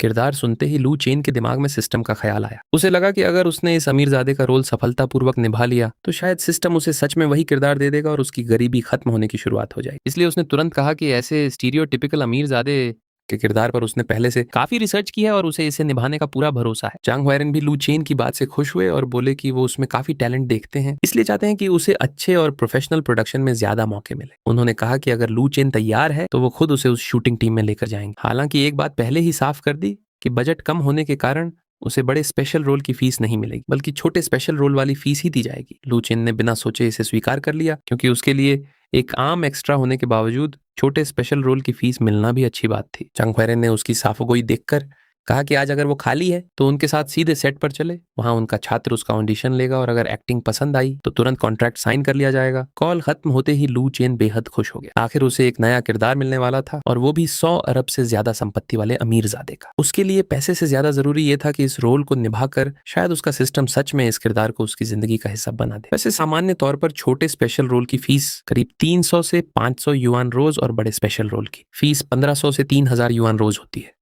इसलिए किसी कलाकार से बड़े रोल का काम छोटे रोल की फीस में करवाना उसके लिए काफी घाटे का सौदा होता। लेकिन लू चेन के मामले में ये अलग था क्योंकि वो पहले से ही कोई स्पेशल कलाकार नहीं था। उसके लिए ये सिर्फ कमाई का मौका नहीं बल्कि खुद को साबित करने और सिस्टम के जरिए अपनी जिंदगी बदलने का सबसे बड़ा मौका था। लू चेन जब ईस्टर्न बिल्डिंग पहुंचा तो उसने देखा कि पूरी शूटिंग एक बड़े 5 ग्रेड ऑफिस टावर की सबसे ऊपरी 2 मंजिलों पर हो रही थी। ये एक शहरी लव स्टोरी थी जिसमें ज्यादातर कहानी ऑफिस में काम करने वाले लोगों की जिंदगी और उनके रिश्तों के आसपास घूमती थी। सेट पर लोगों की संख्या भी उसके पिछले छोटे प्रोडक्शन से काफी ज्यादा थी। इस फिल्म के डायरेक्टर थे चेंग जिनचुआन, जो पहले खुद अभिनेता रह चुके थे। कई साल तक एक्टिंग करने के बाद भी जब उन्हें खास सफलता नहीं मिली तो उन्होंने डायरेक्शन में कदम रख दिया। ये उनकी पहली फिल्म थी और उन्होंने इसमें करीब 30 मिलियन युआन लगाए थे, इसलिए उनके लिए ये फिल्म काफी बड़ा दाम थी। फिल्म का हीरो था जाओ युएनफन, जो कभी एक मशहूर किरदार की वजह से पूरे देश में लोकप्रिय हुआ था और एक समय में बेस्ट एक्टर का अवार्ड भी जीत चुका था। लेकिन बाद में नए कलाकारों का दौर आया और जाओ युएनफन ने खुद को प्रमोट करने के लिए ज्यादा कोशिश भी नहीं की। वो न तो लगातार शो करता था और न ही सिर्फ पैसे के लिए हर जगह नजर आता था, इसलिए धीरे धीरे उसका करियर पीछे चला गया और अब उसके पास काम भी कम रह गया था। वहीं फिल्म की हीरोइन जैंग रोटांग एक नई अभिनेत्री थी और अभी फिल्म स्कूल में पढ़ रही थी। वो अपने कॉलेज की मशहूर छात्राओं में से एक थी। खास बात यह थी कि हीरो और हीरोइन दोनों को जंग हुएरेन ने अपनी जान पहचान के जरिए इस फिल्म में लाया था। इससे लू चेन को अंदाजा हो गया कि जंग हुएरेन के इंडस्ट्री में काफी अच्छे कॉन्टैक्ट्स हैं। कुछ देर बाद जंग हुएरेन ने लू चेन को बुलाया। वहां उसकी मुलाकात डायरेक्टर चेंग जिनचुआन से हुई। पहली नजर में चेंग काफी दुबले पतले दिख रहे थे, सिर पर टोपी और चेहरे पर घनी दाढ़ी थी। पहले अभिनेता के तौर पर जो उनका जवान और एनर्जेटिक लुक था वो अब पूरी तरह बदल चुका था। उनका पहनावा भी काफी साधारण था और चेहरे पर कोई खास एक्सप्रेशन नहीं था। चेंग जिनचुआन को पहले से पता था कि लू चेन अभी सिर्फ एक साधारण एक्स्ट्रा है, इसलिए उसे खुद जाकर मिलने की जरूरत नहीं समझी, बल्कि वो जंग हुएरेन के साथ बाहर आ गया। जंग हुएरेन ने दोनों का परिचय कराया और चेंग ने कहा कि पहले लू चेन का ऑडिशन होगा, अगर सही लगा तो उसे वहीं काम मिल जाएगा। इसके बाद एक असिस्टेंट लड़की शाओ हे जल्दी से आई और लू चेन को कपड़े बदलने के लिए ले गई। उसे आज फिल्म के अमीर और घमंडी विलन जाओ थियान्यू का सीन ट्राई करना था, लेकिन लू चेन के अंदर जाते ही चेंग जिनचुआन ने जंग हुएरेन से अपनी चिंता जाहिर कर दी। उसे लू चेन बहुत छोटा और शांत लग रहा था, इसलिए उसे समझ नहीं आ रहा था कि ये आदमी एक दबंग अमीरजादे का किरदार कैसे निभाएगा। जंग ह्वेरेन ने उसे याद दिलाया कि ऑडिशन में लू चेन ने एक नशेड़ी का किरदार इतनी असली तरह से निभाया था कि वहां पुलिस तक पहुंच गई थी, इसलिए वो उसकी एक्टिंग पर भरोसा कर रहे थे। हालांकि चंग जिनचुआन को अभी भी शक था। उसे लग रहा था कि शायद वो नशेड़ी वाला किरदार सच में निभा नहीं रहा था, बल्कि असल जिंदगी में ही वैसा हो सकता है। जंग ह्वेरेन ने उसे तुरंत चेतावनी दी कि बिना सबूत किसी पर इल्जाम नहीं लगाना चाहिए और पहले उसका ऑडिशन देखना चाहिए। इधर मेकअप आर्टिस्ट ने लू चेन का चेहरा साफ किया और हल्का मेकअप किया। फिर उसे अमीरजादे के किरदार के हिसाब से कपड़े पहनाए गए। उसे गुलाबी सूट, चेक वाली पैंट, महंगे ब्रांड के जूते, नकली पियाजे घड़ी और गले में सोने की चेन पहनाई गई। शर्ट के बटन भी खुले रखे गए ताकि थोड़ा सीना नजर आए। लू चेन तैयार होकर आईने के सामने खड़ा हुआ और अपना लुक देखते ही उसका चेहरा बिगड़ गया। उसे लगा कि ये किसी खतरनाक और घमंडी अमीरजादे जैसा नहीं, बल्कि किसी जोकर जैसा दिख रहा है। उसके हिसाब से ऐसे किरदार की अमीरी कपड़ों से नहीं, बल्कि उसके व्यवहार और बेकाबू एटीट्यूड से दिखनी चाहिए। सिर्फ इतना दिखना चाहिए कि उसके पास पैसा और ताकत इतनी है कि उसे किसी नियम की परवाह ही नहीं। इसलिए लू चेन ने तुरंत कपड़े बदलने का फैसला किया। वो खुद ही कपड़ों वाले कमरे में गया और अपना लुक तैयार किया। कुछ देर बाद जब वो बाहर आया तो उसने साधारण नीला सूट, सफेद शर्ट और लाल टाई पहन रखी थी। बालों को उसने खुद गीला किया था, जिससे उसके चेहरे पर थोड़ा थका हुआ और लापरवाह सा अंदाज आ रहा था। लू चेन ने डायरेक्टर से साफ कहा कि पहले वाला लुक उसे अमीरजादे से ज्यादा मजाकिया लग रहा था। ये सुनकर चंग जिनचुआन को अंदर ही अंदर बहुत गुस्सा आया। उसे लगा कि एक साधारण एक्स्ट्रा होकर ये लड़का उसके विलेन के डिजाइन को ही बेकार बता रहा है। असल में चंग जिनचुआन को उम्मीद थी कि जंग ह्वेरेन कोई बड़ा स्पेशल कलाकार लेकर आएंगे। इस अमीरजादे का रोल ज्यादा लंबा नहीं था, लेकिन कहानी में इसका टकराव काफी महत्वपूर्ण था। इसलिए वो चाहता था कि कोई अनुभवी कलाकार कम फीस में इस रोल को कर दे। लेकिन जंग ह्वेरेन ने जिस लू चेन को लाया था वो सिर्फ एक आम एक्स्ट्रा था और उसे भी छोटे स्पेशल रोल की फीस दी जा रही थी। चंग को यह बात बिल्कुल पसंद नहीं आई। हालांकि उसने लू चेन की पिछली जबरदस्त एक्टिंग के बारे में सुना था, लेकिन उसके मन में अभी भी शक था कि वो सच में इतना अच्छा अभिनेता है या फिर उस पुराने ऑडिशन में कुछ और ही मामला था। फिर भी जंग ह्वेरेन की इज्जत के कारण चंग जिनचुआन ने कुछ नहीं कहा। उसने लू चेन को पास बुलाया और दोनों के साथ सोफे पर बैठ गया। अब असली परीक्षा शुरू होने वाली थी। फिल्म में लू चेन के किरदार का नाम जो त्यनी था, जो बेहद अमीर परिवार का बिगड़ैल और घमंडी अमीरजादा था। उसे लगता था कि पैसे से दुनिया की हर चीज खरीदी जा सकती है और वो हीरोइन के पीछे पड़ा हुआ था, जबकि असली प्रेम कहानी हीरो जाओ युनफान और हीरोइन के बीच थी। आज लू चेन को जिस सीन का ऑडिशन देना था उसमें जो त्यानी हीरोइन को उसकी कंपनी के बाहर रोककर उससे बदतमीजी करता है। डायरेक्टर ने साफ बताया कि इस सीन में उसे बेहद घमंडी, बेकाबू और खुद को सबसे ऊपर समझने वाले अमीरजादे की तरह व्यवहार करना है। लेकिन जैसे ही लू चेन ने किरदार के बारे में सुना, उसके दिमाग में अचानक सिस्टम की आवाज गूंजी। सिस्टम ने बताया कि वो अब जिस किरदार को निभाने वाला है वो एक अमीरजादा है और उसे बधाई दी कि वो अब सच में एक अमीरजादा बन चुका है। लू चेन ये सुनकर दंग रह गया। यानी जो त्यांगी के परिवार की 100 अरब से ज्यादा की संपत्ति अब उसके माता पिता की मानी जा रही थी। लू चेन को सिस्टम की ये अजीब व्यवस्था थोड़ी मजेदार भी लगी, क्योंकि वो सच में अमीरजादे का किरदार निभाते ही असली अमीरजादा बन गया था। उसके मन में तुरंत सवाल आया कि अगर वो बाद में इस किरदार से बाहर निकल गया तो क्या उसके माता पिता की संपत्ति भी गायब हो जाएगी। फिर उसने सोचा कि शायद ऐसा नहीं होगा और इस व्यवस्था को फिलहाल स्वीकार कर लेना ही बेहतर है। असल में इस पूरी बात ने उसे अपने इस जन्म के माता पिता की याद दिला दी। इस दुनिया में उसके पिता एक साधारण बढ़ई थे और माँ एक छोटी सी राशन और तेल की दुकान में नौकरी करती थी। दोनों की कमाई ज्यादा नहीं थी, फिर भी उन्होंने काफी मेहनत करके लू चेन को बड़ा किया और उसे कॉलेज तक पढ़ाया। इसी वजह से कॉलेज खत्म करने के बाद भी लू चेन को शहर के बाहरी इलाके में एक बेहद पुराना और छोटा कमरा किराए पर लेकर रहना पड़ता था। जिंदगी भले ही गरीब रही हो, लेकिन अपने माता पिता के लिए उसके दिल में बहुत गहरा प्यार था, खासकर अपनी माँ के लिए। इसलिए अब सिस्टम की वजह से उन्हें अचानक इतनी बड़ी संपत्ति मिलना उसके लिए बुरा नहीं था। दूसरी तरफ चंग जिनचुआन ने देखा कि लू चेन अचानक अजीब तरह से चुप हो गया है। उसे लगा कि शायद ये लड़का इतने बड़े किरदार को निभाने के दबाव में घबरा गया है, लेकिन असल में लू चेन के दिमाग में तो अब अपनी पूरी जिंदगी ही बदल चुकी थी। चंग जिनचुआन को अभी भी शक था, इसलिए उसने लू चेन से कहा कि अगर वो इस रोल के लिए सही नहीं है तो कोई बात नहीं, वो उसे किसी एक्स्ट्रा का काम दिला देगा और सेट पर रहकर धीरे धीरे सीखने का मौका मिल जाएगा। लेकिन तभी लू चेन जैसे अचानक किरदार में उतर गया। कुछ ही सेकंड में उसकी आंखों का अंदाज बदल गया और उनमें घमंड के साथ एक ठंडी और डरावनी सख्ती आ गई। उसने चंग की तरफ देखकर पूछा, आपने किसे नाकाबिल कहा? चंग एक पल के लिए सच में चौंक गया। उसे उम्मीद नहीं थी कि लू चेन इतनी तेजी से किरदार पकड़ लेगा, लेकिन अगले ही पल उसे समझ आ गया कि यही वो एटीट्यूड है जिसकी उसे तलाश। तभी जांग रोतंग भी वहां पहुंच गई। वो अभी फिल्म स्कूल की छात्रा थी और अपने कॉलेज की काफी मशहूर छात्राओं में से एक थी। जांग ह्वेरेन को पहले से लगता था कि इस लड़की में आगे चलकर स्टार बनने की क्षमता है, इसलिए उन्होंने पढ़ाई के दौरान ही उसे सेट पर काम करके अनुभव लेने का मौका दिलाना शुरू कर दिया था। जांग रोतंग चंग ह्वेरेन के एक पुराने दोस्त की पोती भी थी, इसलिए वो उसकी मदद करने और उसे अच्छे मौके दिलाने में रुचि रखते थे। चंग जिनचुआन ने जांग रोतंग को तुरंत लू चेन के साथ एक सीन करने के लिए कहा। इसमें उसे कंपनी के बाहर लू चेन के किरदार जो त्यांगी से सामना करना था, जहां वो उसका रास्ता रोकता है। जांग रोतंग को तैयारी के लिए ज्यादा समय नहीं मिला था, इसलिए वो थोड़ी घबराई हुई थी, लेकिन डायरेक्टर और जांग ह्वेरेन दोनों के सामने मना करना भी मुश्किल था। उसने खुद को संभाला और सीन करने के लिए तैयार हो गई। सेट का कुछ हिस्सा खाली कराया गया और बाकी लोग दूर खड़े होकर शूटिंग देखने लगे। चंग जिनचुआन और जांग हुआइरेंग मॉनिटर के पास बैठ गए और सीन शुरू हुआ। जांग रोतांग ने लू चेन को सामने देखकर घबराहट में पूछा कि वो वहां क्यों आया है। इसके जवाब में लू चेन धीरे धीरे उसकी तरफ बढ़ा। उसके चेहरे पर कोई जरूरत से ज्यादा एक्सप्रेशन नहीं था, बस हल्की मुस्कान और ऐसा तिरस्कार था जैसे सामने वाला इंसान उसके लिए बिल्कुल मामूली हो। फिर अचानक उसकी बॉडी लैंग्वेज बदल गई। चलते हुए उसने दोनों हाथ थोड़े फैलाए, कंधों को हल्का टेढ़ा रखा और पूरे अंदाज में ऐसी बेफिक्री दिखाई जैसे उसे किसी नियम या किसी इंसान की परवाह ही नहीं। जांग हुआइरेन ये देखकर तुरंत समझ गए कि लू चेन किसी किताब में पड़ी हुई एक्टिंग टेक्निक की नकल नहीं कर रहा। उसके चलने के तरीके में ही उस अमीरजादे का घमंड और बेकाबूपन दिखाई दे रहा था। जांग हुआइरेंग ने चंग जिनचुआन से कहा कि वो एक्टिंग की थ्योरी जरूर जानता है, लेकिन असली एक्टिंग की गहराई सिर्फ थ्योरी से नहीं आती। कई बार किरदार को रटकर नहीं निभाया जाता, बल्कि उसे अंदर से समझना पड़ता है। खास बात यह थी कि लू चेन की असली जिंदगी में अमीर परिवार जैसा कुछ नहीं था। उसके पिता साधारण बढ़ई थे और उसकी माँ एक छोटी सी दुकान में नौकरी करती थी। फिर भी इस समय उसके चलने और व्यवहार में एक बिगड़ैल अमीरजादे की अक्कड़ बिल्कुल स्वाभाविक लग रही थी। जांग हुआइरेन के मुताबिक यही असली टैलेंट था। अब सीन का दूसरा हिस्सा शुरू हुआ। लू चेन ने जांग रोतांग का रास्ता की रोक लिया और उसके बालों के पास हाथ ले जाकर धीरे से नीचे किया। हरकत ऊपर से शांत थी, लेकिन उसके चेहरे और आवाज में एक ठंडी धमकी महसूस हो रही थी। जांग रोतांग को अचानक असहजता होने लगी और उसे लगा कि उसका किरदार सिर्फ रास्ता नहीं रोक रहा, बल्कि जानबूझकर उस पर दबाव बना रहा है।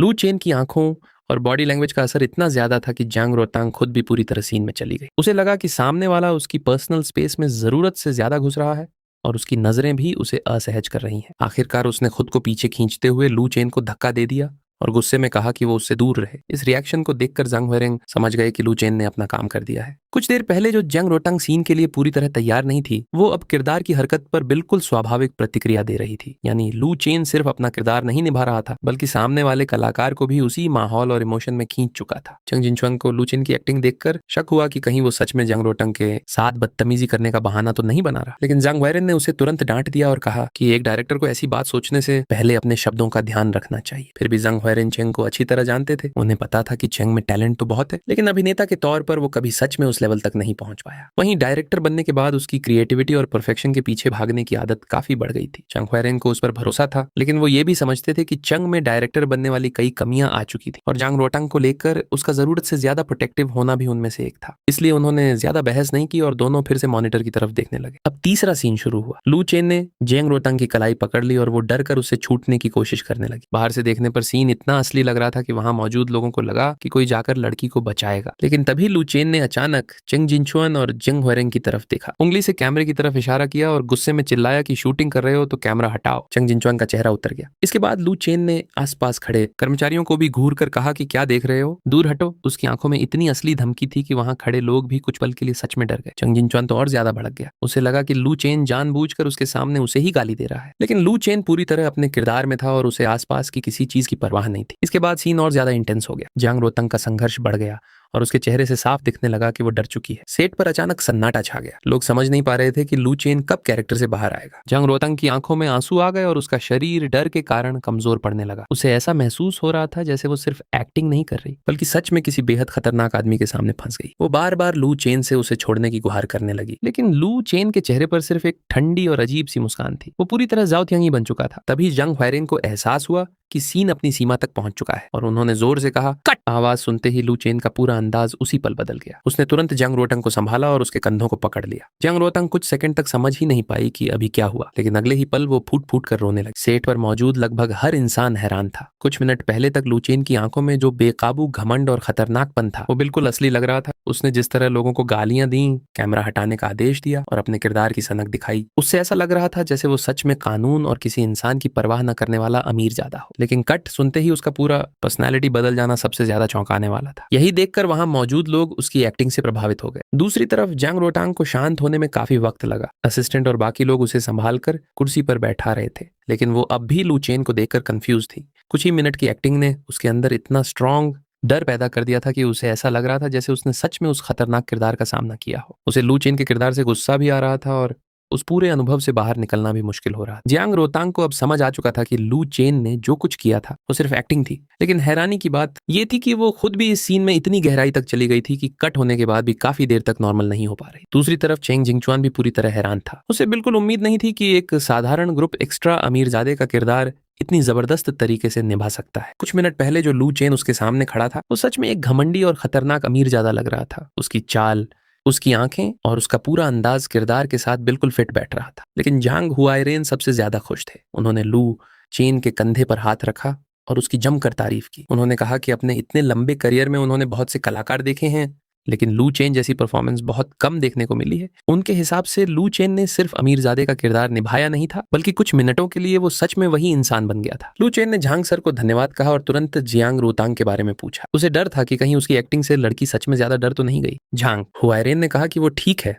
और मजाक में बोले कि आज उसे एक्टिंग की ऐसी प्रैक्टिकल क्लास मिली है जो पैसे देकर भी नहीं सीखी जा सकती। इसके बाद झांग हुआयरेन ने चेंग जिंगचुआन से पूछा कि अब उसका क्या कहना है। चेंग ने तुरंत कहा कि परफॉर्मेंस शानदार थी। सच तो ये था कि अब उसे यकीन ही नहीं हो रहा था कि इतना टैलेंटेड लड़का अभी तक किसी कंपनी से जुड़ा नहीं है। जब लू चेन ने बताया कि उसने आज तक कोई कॉन्ट्रैक्ट साइन नहीं किया तो चेंग जिंगचुआन की सोच पूरी तरह बदल गई। कुछ देर पहले तक जिसे वो एक साधारण ग्रुप एक्स्ट्रा समझ रहा था, अब उसी लड़के को वो एक शानदार टैलेंट मान रहा था। चेंग ने तुरंत लू चेन को अपनी कंपनी में साइन करने का ऑफर दे दिया। उसने कहा कि अगर लू चेन चाहे तो उसकी कंपनी उसे साइन कर सकती है, फिर वो कुछ साल उसके प्रोजेक्ट्स में काम करके अपना अनुभव बढ़ा सकता है और आगे चलकर बड़ा नाम बना सकता है। लेकिन लू चेन ने इस ऑफर को बिना ज्यादा सोचे मना कर दिया। उसने कहा कि अभी वो किसी कंपनी से जुड़ना नहीं चाहता, पहले कुछ साल खुद अलग अलग किरदार करके अपनी एक्टिंग को और मजबूत करना चाहता है। सही समय आने पर ही वो कंपनी साइन करने के बारे में सोचेगा। चेंग जिंगचुआन को यह सुनकर विश्वास ही नहीं हुआ। उसके सामने इतना बड़ा मौका था और लू चेन उसे आसानी से मना कर रहा था। उसने लू चेन को याद दिलाया कि वो अभी भी सिर्फ एक ग्रुप एक्स्ट्रा है और उसकी कंपनी के पीछे एक बड़ी मीडिया कंपनी का सपोर्ट है। लेकिन लू चेन की सोच साफ।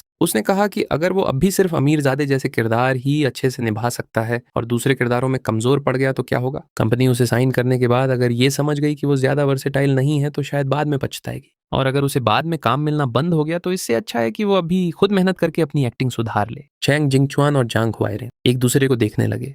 लू चेन की बात में दम था। अभी उन्हें यह भी नहीं पता था कि वो अलग अलग तरह के किरदार कितनी अच्छी तरह निभा सकता है। झांग हुआयरेन को लू चेन का ये रवैया और भी पसंद आया। फिल्म इंडस्ट्री में ज्यादातर लोग जल्दी नाम और पैसा कमाना चाहते हैं, लेकिन लू चेन इतना बड़ा मौका मिलने के बाद भी जल्दबाजी नहीं कर रहा था। झांग हुआयरेन ने आखिरकार उसकी बात मान ली। उन्होंने कहा कि जब उसे लगे कि सही समय आ गया है तो वो उनकी कंपनी के बारे में जरूर सोच सकता है। अब बात आई उस रोल की जिसके लिए लू चेन यहाँ आया था। चेंग जिंगचुआन ने साफ कर दिया कि झाओ तियानी का किरदार अब लू चेन ही निभाएगा और कॉन्ट्रैक्ट तुरंत साइन किया जाएगा। झांग हुआयरेन ने पहले उसे छोटे स्पेशल रोल की पेमेंट दिलाने की बात की थी, लेकिन लू चेन की परफॉर्मेंस देखने के बाद चेंग ने कहा कि उसे उससे बेहतर पेमेंट मिलनी चाहिए। इसलिए चेंग जिंगचुआन ने लू चेन को 800 रुपये रोज देने का फैसला किया। शूटिंग के लिए करीब 15 से 20 दिन तक सेट पर रहना था। अगर पूरे 20 दिन काम हुआ तो लू चेन करीब 16,000 रुपए कमा सकता था। उसके लिए ये रकम काफी अच्छी थी। कॉन्ट्रैक्ट की सारी फॉर्मेलिटी पूरी होते होते दोपहर हो गई। लू चेन ने भी बाकी लोगों के साथ करीब 30 रुपए का लंच बॉक्स खाकर खाना खत्म किया। तभी अचानक उसका फोन बजा। कॉल उसकी माँ की थी।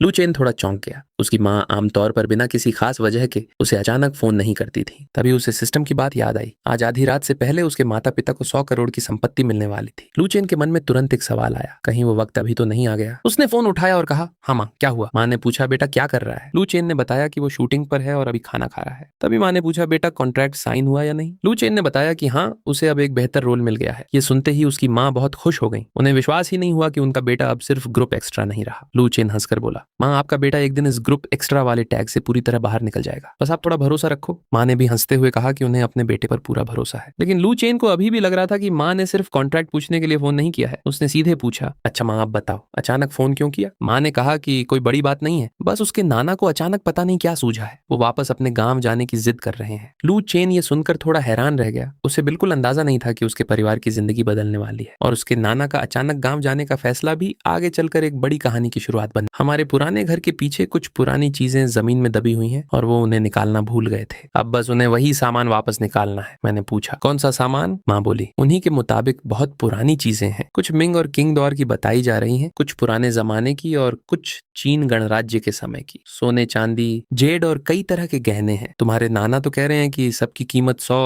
अरब के आसपास हो सकती है। ये सुनते ही मेरे मुंह में जो ड्रिंक थी वह लगभग पूरी बाहर निकल गई। पास बैठे झांग हुआयरेन ने हैरानी से मेरी तरफ देखा। मैंने तुरंत फोन लेकर उठते हुए कहा, सॉरी मैं बाहर जाकर बात करता हूँ। फिर मैंने माँ से पूछा, माँ नाना ने जो 100 अरब की बात कही वो सच में है क्या। माँ ने कहा, अरे नहीं पता बेटा, तुम्हारे नाना पिछले 2 साल से काफी चीजें भूलने लगे हैं। वो बस जिद करके गाँव जा रहे हैं।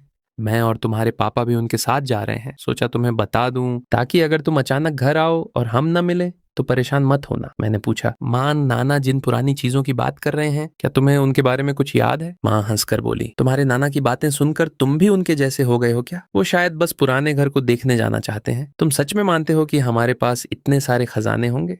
मैंने कहा, लेकिन अगर सच में हुआ तो? माँ हंसते हुए बोली, अगर सच में निकला तो मैं सब तुम्हारे लिए बचा कर रख दूंगी, आखिर तुम्हारी शादी में काम आएगा। मैंने कहा, ठीक है, अभी फोन रखो, नाना जल्दी में होंगे। फोन कटते ही मैं कुछ सेकंड चुप खड़ा रहा। तो ये था 100 अरब की संपत्ति का रहस्य। सिस्टम, तू भी कमाल है, ऐसी अजीब व्यवस्था भी बना सकता है। मेरे नाना पिछले 2 साल से लगभग हर बात भूल जाते हैं और अब अचानक उन्हें पुरानी जमीन में दबे खजाने याद आ गए। वैसे एक बात अच्छी थी, कम से कम ये संपत्ति कहीं से अचानक गायब होकर मेरे पास नहीं आई थी। अगर सच में इतनी पुरानी चीजें वहां मौजूद थीं तो शायद 10-15 बेशकीमती सामान भी मिल जाएं तो कीमत 100 अरब तक पहुंच सकती थी। मैंने राहत की सांस ली और उसी वक्त मुझे एक और बात समझ आई। मेरा स्टेटस अब सामान्य हो चुका था, लेकिन 100 अरब की संपत्ति फिर भी गायब नहीं हुई। इसका मतलब साफ था कि सिस्टम ने मुझे जो स्टेटस बफ दिया था वो सिर्फ कुछ समय के लिए मिलने वाला अनुभव नहीं था, उसका असर सच में मेरी जिंदगी में स्थायी रूप से हो चुका था। बस मजे की बात यह थी कि 100 अरब की संपत्ति वाला मैं खुद एक ऐसा अमीर लड़का था जिसके अमीर होने की खबर शायद मुझे छोड़कर किसी को नहीं थी। मेरे माता पिता की सोच में जानता था, अगर उन पुराने सामानों की कीमत सच में 100 अरब भी निकली तब भी वे लोग उसे दुनिया के सामने लाने वाले नहीं थे। तभी अचानक मेरे पीछे किसी के कदमों की आवाज सुनाई दी। कदम बहुत हल्के थे और धीरे धीरे मेरी तरफ बढ़ रहे थे। मैंने पीछे मुड़कर देखा तो सामने जियांग रुओतांग खड़ी थी। उसके चेहरे पर थोड़ी झिझक थी और एक हाथ से वह दूसरे हाथ को पकड़े हुए थी। मैं उसकी तरफ मुड़ा और खुद ही बातचीत शुरू कर दी। पिछली एक्टिंग के दौरान मैंने उसे सच में डरा दिया था, इसलिए उसका असहज होना स्वाभाविक था। जियांग रुओतांग अभी कॉलेज के दूसरे साल में ही थी। उसके अंदर अब भी एक छात्रा वाली मासूमियत और झिझक मौजूद थी। उसने मुझे देखकर जबरदस्ती मुस्कुराने की कोशिश की। मैंने कहा, पहले जो हुआ उसके लिए सॉरी, शायद मेरी एक्टिंग से तुम सच में डर गई थी। मुझे उस वक्त तुमसे ठीक से माफी मांगने का मौका भी नहीं मिला। मैंने पूछा, अब तुम ठीक हो? उसने कहा, हाँ अब ठीक हूँ। मेरी बात सुनकर वह थोड़ी सहज हुई और मेरे पास आकर गहरी सांस ली। फिर उसने पूछा, क्या मैं बहुत बुरी लग रही थी? मतलब मैंने बहुत खराब एक्टिंग की ना? मैंने कहा, नहीं बिल्कुल नहीं, तुमने बहुत अच्छा किया। वह बोली, मुझसे झूठ मत बोलो, सच तो यह है कि मैं अभी लीड एक्ट्रेस बनने के लायक भी नहीं हूँ। झांग सर मेरे दादा के पुराने दोस्त हैं और डायरेक्टर चेंग उन्हीं के स्टूडेंट हैं। इसी वजह से मुझे ये मौका मिला है, लेकिन मुझे पता है कि मेरी असली क्षमता अभी कितनी है। मैं कुछ नहीं बोला, बस उसकी तरफ देखा। सच कहूं तो जियांग रुओतांग काफी खूबसूरत थी। उसका लुक और व्यक्तित्व भी अच्छा था। तभी तो वह अपने कॉलेज की बाकी लड़कियों से अलग निकलकर साल 2023 की कैंपस ब्यूटी बन पाई थी। आमतौर पर ऐसी लड़कियों को इंडस्ट्री में आगे बढ़ने के मौके मिल ही जाते हैं। अगर किस्मत ने साथ दिया तो जियांग रुओतांग भी आगे चलकर काफी मशहूर हो सकती थी, लेकिन फिलहाल उसके अंदर अभी भी एक छात्रा वाली मानसिकता थी। मेरे साथ सीन करते हुए वह डर गई थी और उसके दिमाग पर उस सीन का असर काफी गहरा पड़ा था। मैं उसकी हालत समझ रहा था। शायद वह खुद मेरे पास इसलिए आई थी ताकि अपने अंदर बची हुई असहजता को दूर कर सके। आखिर हमें आगे लगभग 20 दिनों तक साथ काम करना था, इसलिए मैंने भी बाहर खड़े होकर उसके साथ सामान्य बातचीत शुरू कर दी। इससे हम दोनों के बीच की झिझक कम हो सकती थी और आगे के सीन भी बेहतर हो सकते थे। थोड़ी देर बाद उसकी बातचीत में सहजता लौटने लगी और आखिरकार उसके चेहरे पर एक हल्की चमकदार मुस्कान दिखाई देने लगी। दोपहर में अमीरजादे वाले सीन की शूटिंग फिर शुरू हुई। मेरे अंदर उस किरदार का स्टेटस पूरी तरह एक्टिव था, इसलिए जियांग रुओतांग भी धीरे धीरे मेरे साथ सीन में उतरने लगी। हालांकि हमारे ज्यादातर सीन काफी तनावपूर्ण थे। कहानी में एक अमीरजादा कॉलेज से निकली एक लड़की के पीछे पड़ जाता है और जब उसे लड़की से प्यार नहीं मिलता तो उसे परेशान करने लगता है। इसलिए जियांग रुओतांग कई बार मेरे सामने रो पड़ती थी, लेकिन जितना ज्यादा वह मेरे साथ ऐसे सीन करती गई उतना ही उसके दिमाग में किरदार और असली जिंदगी के बीच की सीमा धुंधली होती गई। उसे कई बार ऐसा महसूस होने लगा जैसे मेरे किरदार ने सच में उसके साथ कुछ गलत किया हो। दिन की शूटिंग खत्म होते होते वह मुझसे नजरें मिलाने से भी बचने लगी। उसके दिमाग में मेरी 2 अलग अलग छवियां बन चुकी थी। एक तरफ मैं था,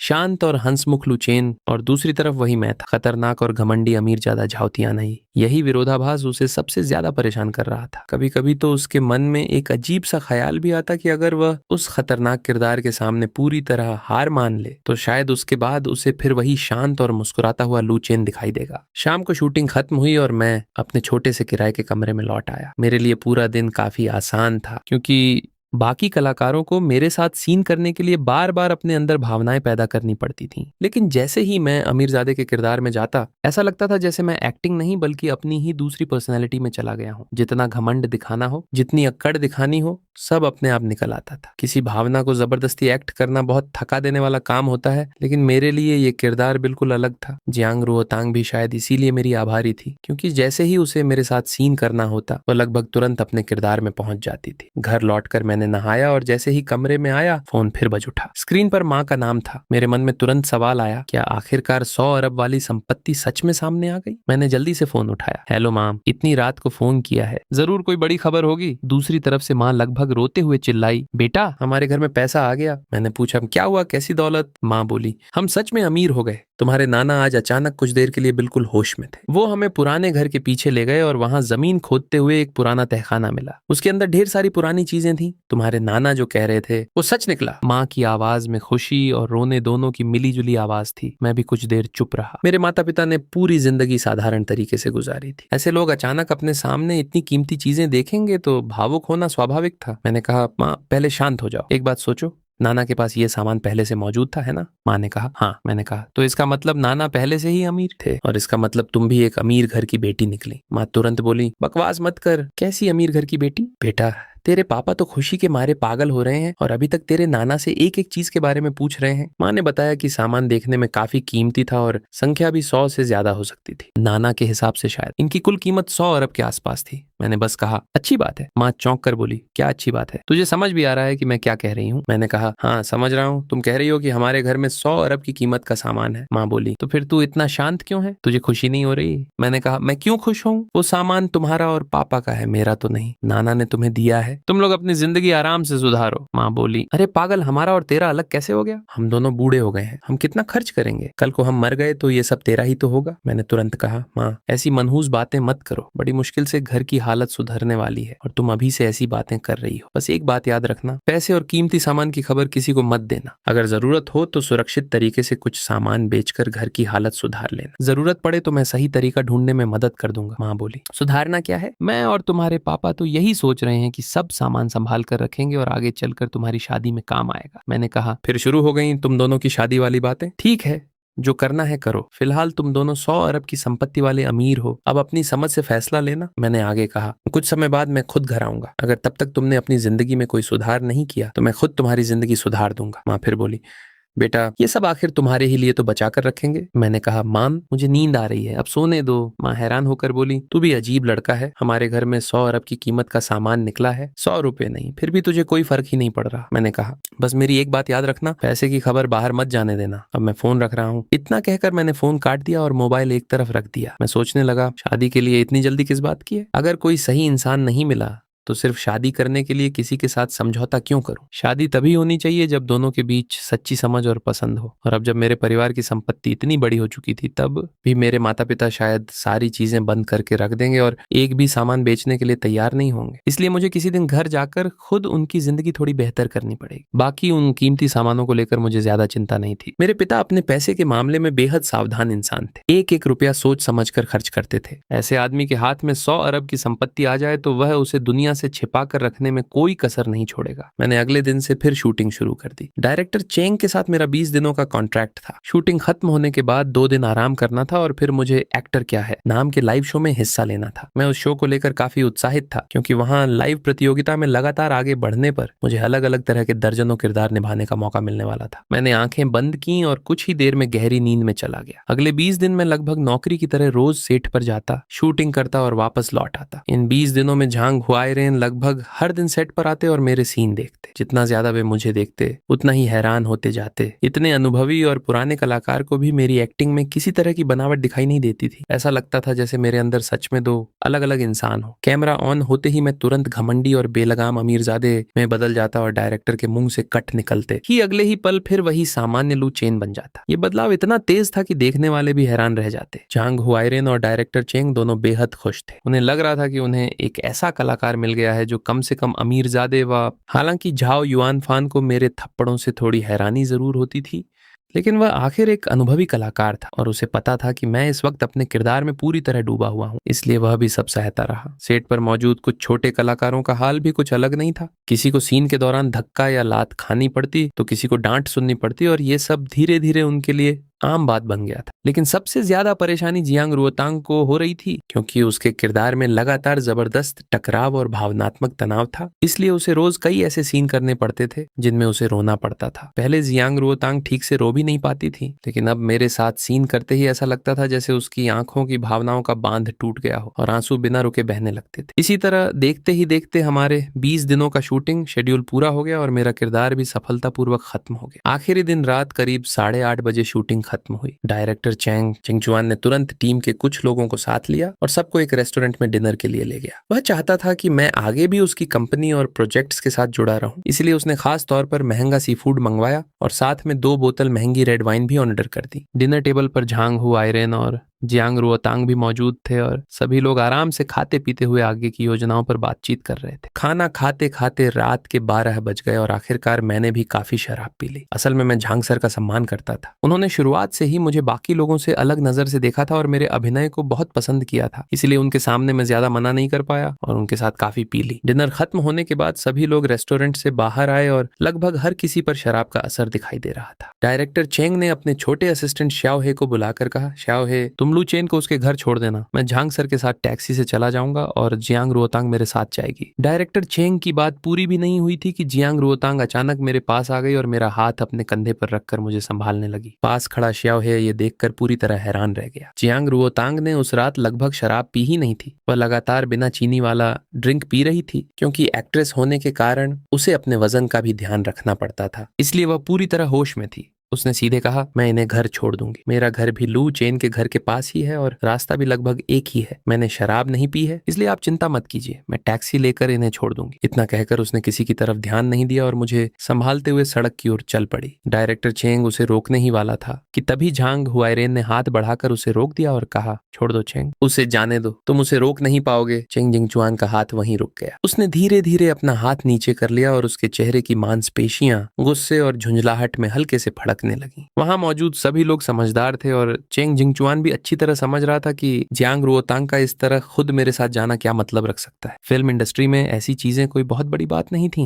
लेकिन चेंग जिंगचुआन को अंदर से बहुत बुरा लग रहा था। उसे ऐसा महसूस हो रहा था जैसे जिस कलाकार को वह खुद आगे बढ़ाना चाहता था, उसे कोई दूसरा अपने साथ लेकर चला गया। करीब 40 मिनट बाद जियांग रुओतांग मुझे संभालते संभालते पूरी तरह पसीने से भीग गई और आखिरकार मुझे अपने ही घर ले आई। असल में उसने मुझे मेरे घर पहुंचाने का इरादा काफी पहले ही छोड़ दिया था। इंसानों के बीच बनने वाले रिश्ते भी कभी कभी बेहद अजीब होते हैं। सिर्फ 20 दिनों से ज्यादा साथ काम करने के दौरान ही जियांग रुओतांग मेरे प्रति एक अलग तरह का आकर्षण महसूस करने लगी थी। वह मेरी असली जिंदगी वाले शांत और सामान्य व्यक्तित्व को पसंद करती थी, लेकिन जब मैं झाओ तियानी के किरदार में आता था तो उसके अंदर एक बिल्कुल अलग तरह की भावना पैदा होती। उस खतरनाक और बेलगाम किरदार के सामने उसके मन में कभी कभी पूरी तरह हार मान लेने और उसकी दबंगई के सामने झुक जाने की इच्छा तक पैदा होने लगी थी। मेरे दो बिल्कुल अलग व्यक्तित्वों के इस विरोधाभास ने उसके मन को पूरी तरह उलझा दिया था और इसी वजह से उस रात उसने मुझे अपने घर लाने का फैसला कर लिया। आगे उस रात क्या हुआ, उसकी यादें मेरे लिए भी पूरी तरह साफ नहीं थी। शराब के नशे में मैं धीरे धीरे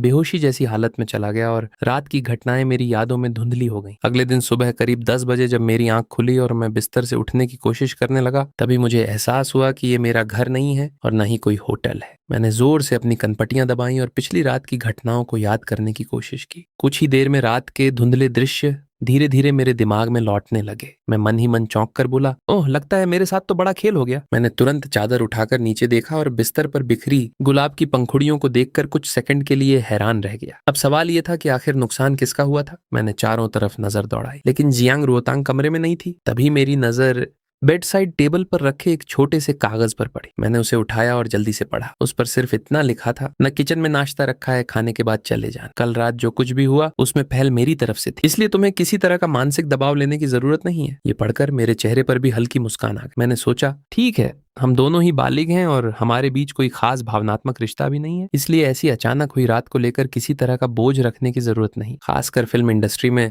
तो ऐसी चीजें कोई बहुत बड़ी बात भी नहीं मानी जाती। हाँ, बस इतना जरूर था कि जियांग रुओतांग खुद आगे बढ़कर ऐसा कदम उठाएगी, ये मेरे लिए थोड़ा हैरान करने वाला था, लेकिन मैंने ज्यादा सोचना ठीक नहीं समझा और बिस्तर से उठ गया। जाते जाते मेरी नजर एक बार फिर चादर पर पड़े फूलों पर गई और मन में एक अजीब सी भावना पैदा हुई। मैंने सोचा, इस लड़की में हिम्मत तो बहुत है, इतनी आसानी से मुझे अपने घर तक ले आई। इसके बाद मैंने उसके कमरे को ध्यान से देखा। कमरा काफी खूबसूरत था और गुलाबी रंग की सजावट देखकर साफ पता चल रहा था कि यह पूरी तरह लड़कियों वाला कमरा है। मैं बेडरूम से बाहर निकला निकला और घर के बाकी हिस्से में भी नजर दौड़ाई। घर काफी बड़ा था, जिससे अंदाजा लगाया जा सकता था कि जियांग रोतांग के परिवार की आर्थिक स्थिति भी अच्छी है। तभी मेरी नजर किचन की तरफ गई, जहाँ डाइनिंग टेबल पर पहले से ही नाश्ता रखा हुआ था। मुझे अचानक जोर की भूख लग गई, इसलिए मैं तुरंत वहां पहुंचा और जमकर नाश्ता करने लगा। खाना खाने के बाद मैंने जल्दी से नहा लिया और करीब 1 घंटे बाद जियांग रोतांग के घर से बाहर निकल गया। अब मुझे खुद को संभालना था। मैंने तय किया कि इस घटना को बस एक खूबसूरत मुलाकात समझकर यहीं खत्म कर देना बेहतर होगा। आखिर हम दोनों के बीच कोई खास भावनात्मक रिश्ता नहीं था, कम से कम मेरी तरफ से तो उसके लिए कोई गहरी भावना पैदा नहीं हुई थी। वह खूबसूरत जरूर थी, लेकिन सिर्फ उसकी खूबसूरती के अलावा मुझे उसके साथ कोई खास जुड़ाव महसूस नहीं हुआ। इसलिए मैंने फैसला किया कि इन सब चीजों के बारे में ज्यादा सोचने के बजाय अपना ध्यान सिस्टम पर लगाना चाहिए, क्योंकि अब सिर्फ 1 हफ्ते बाद एक्टर क्या होता है कि शूटिंग शुरू होने वाली थी और इस बार मुकाबला लाइव होने वाला था। क्वालिफिकेशन राउंड से लेकर डिवीजन फाइनल तक अगर मैं लगातार आगे बढ़ता रहा तो मुझे कम से कम दर्जनों अलग अलग किरदार निभाने का मौका मिल सकता था। यही सोचकर मैं इस आने वाले शो को लेकर और भी ज्यादा उत्साहित हो गया। गाइज, आज के लिए बस इतना ही।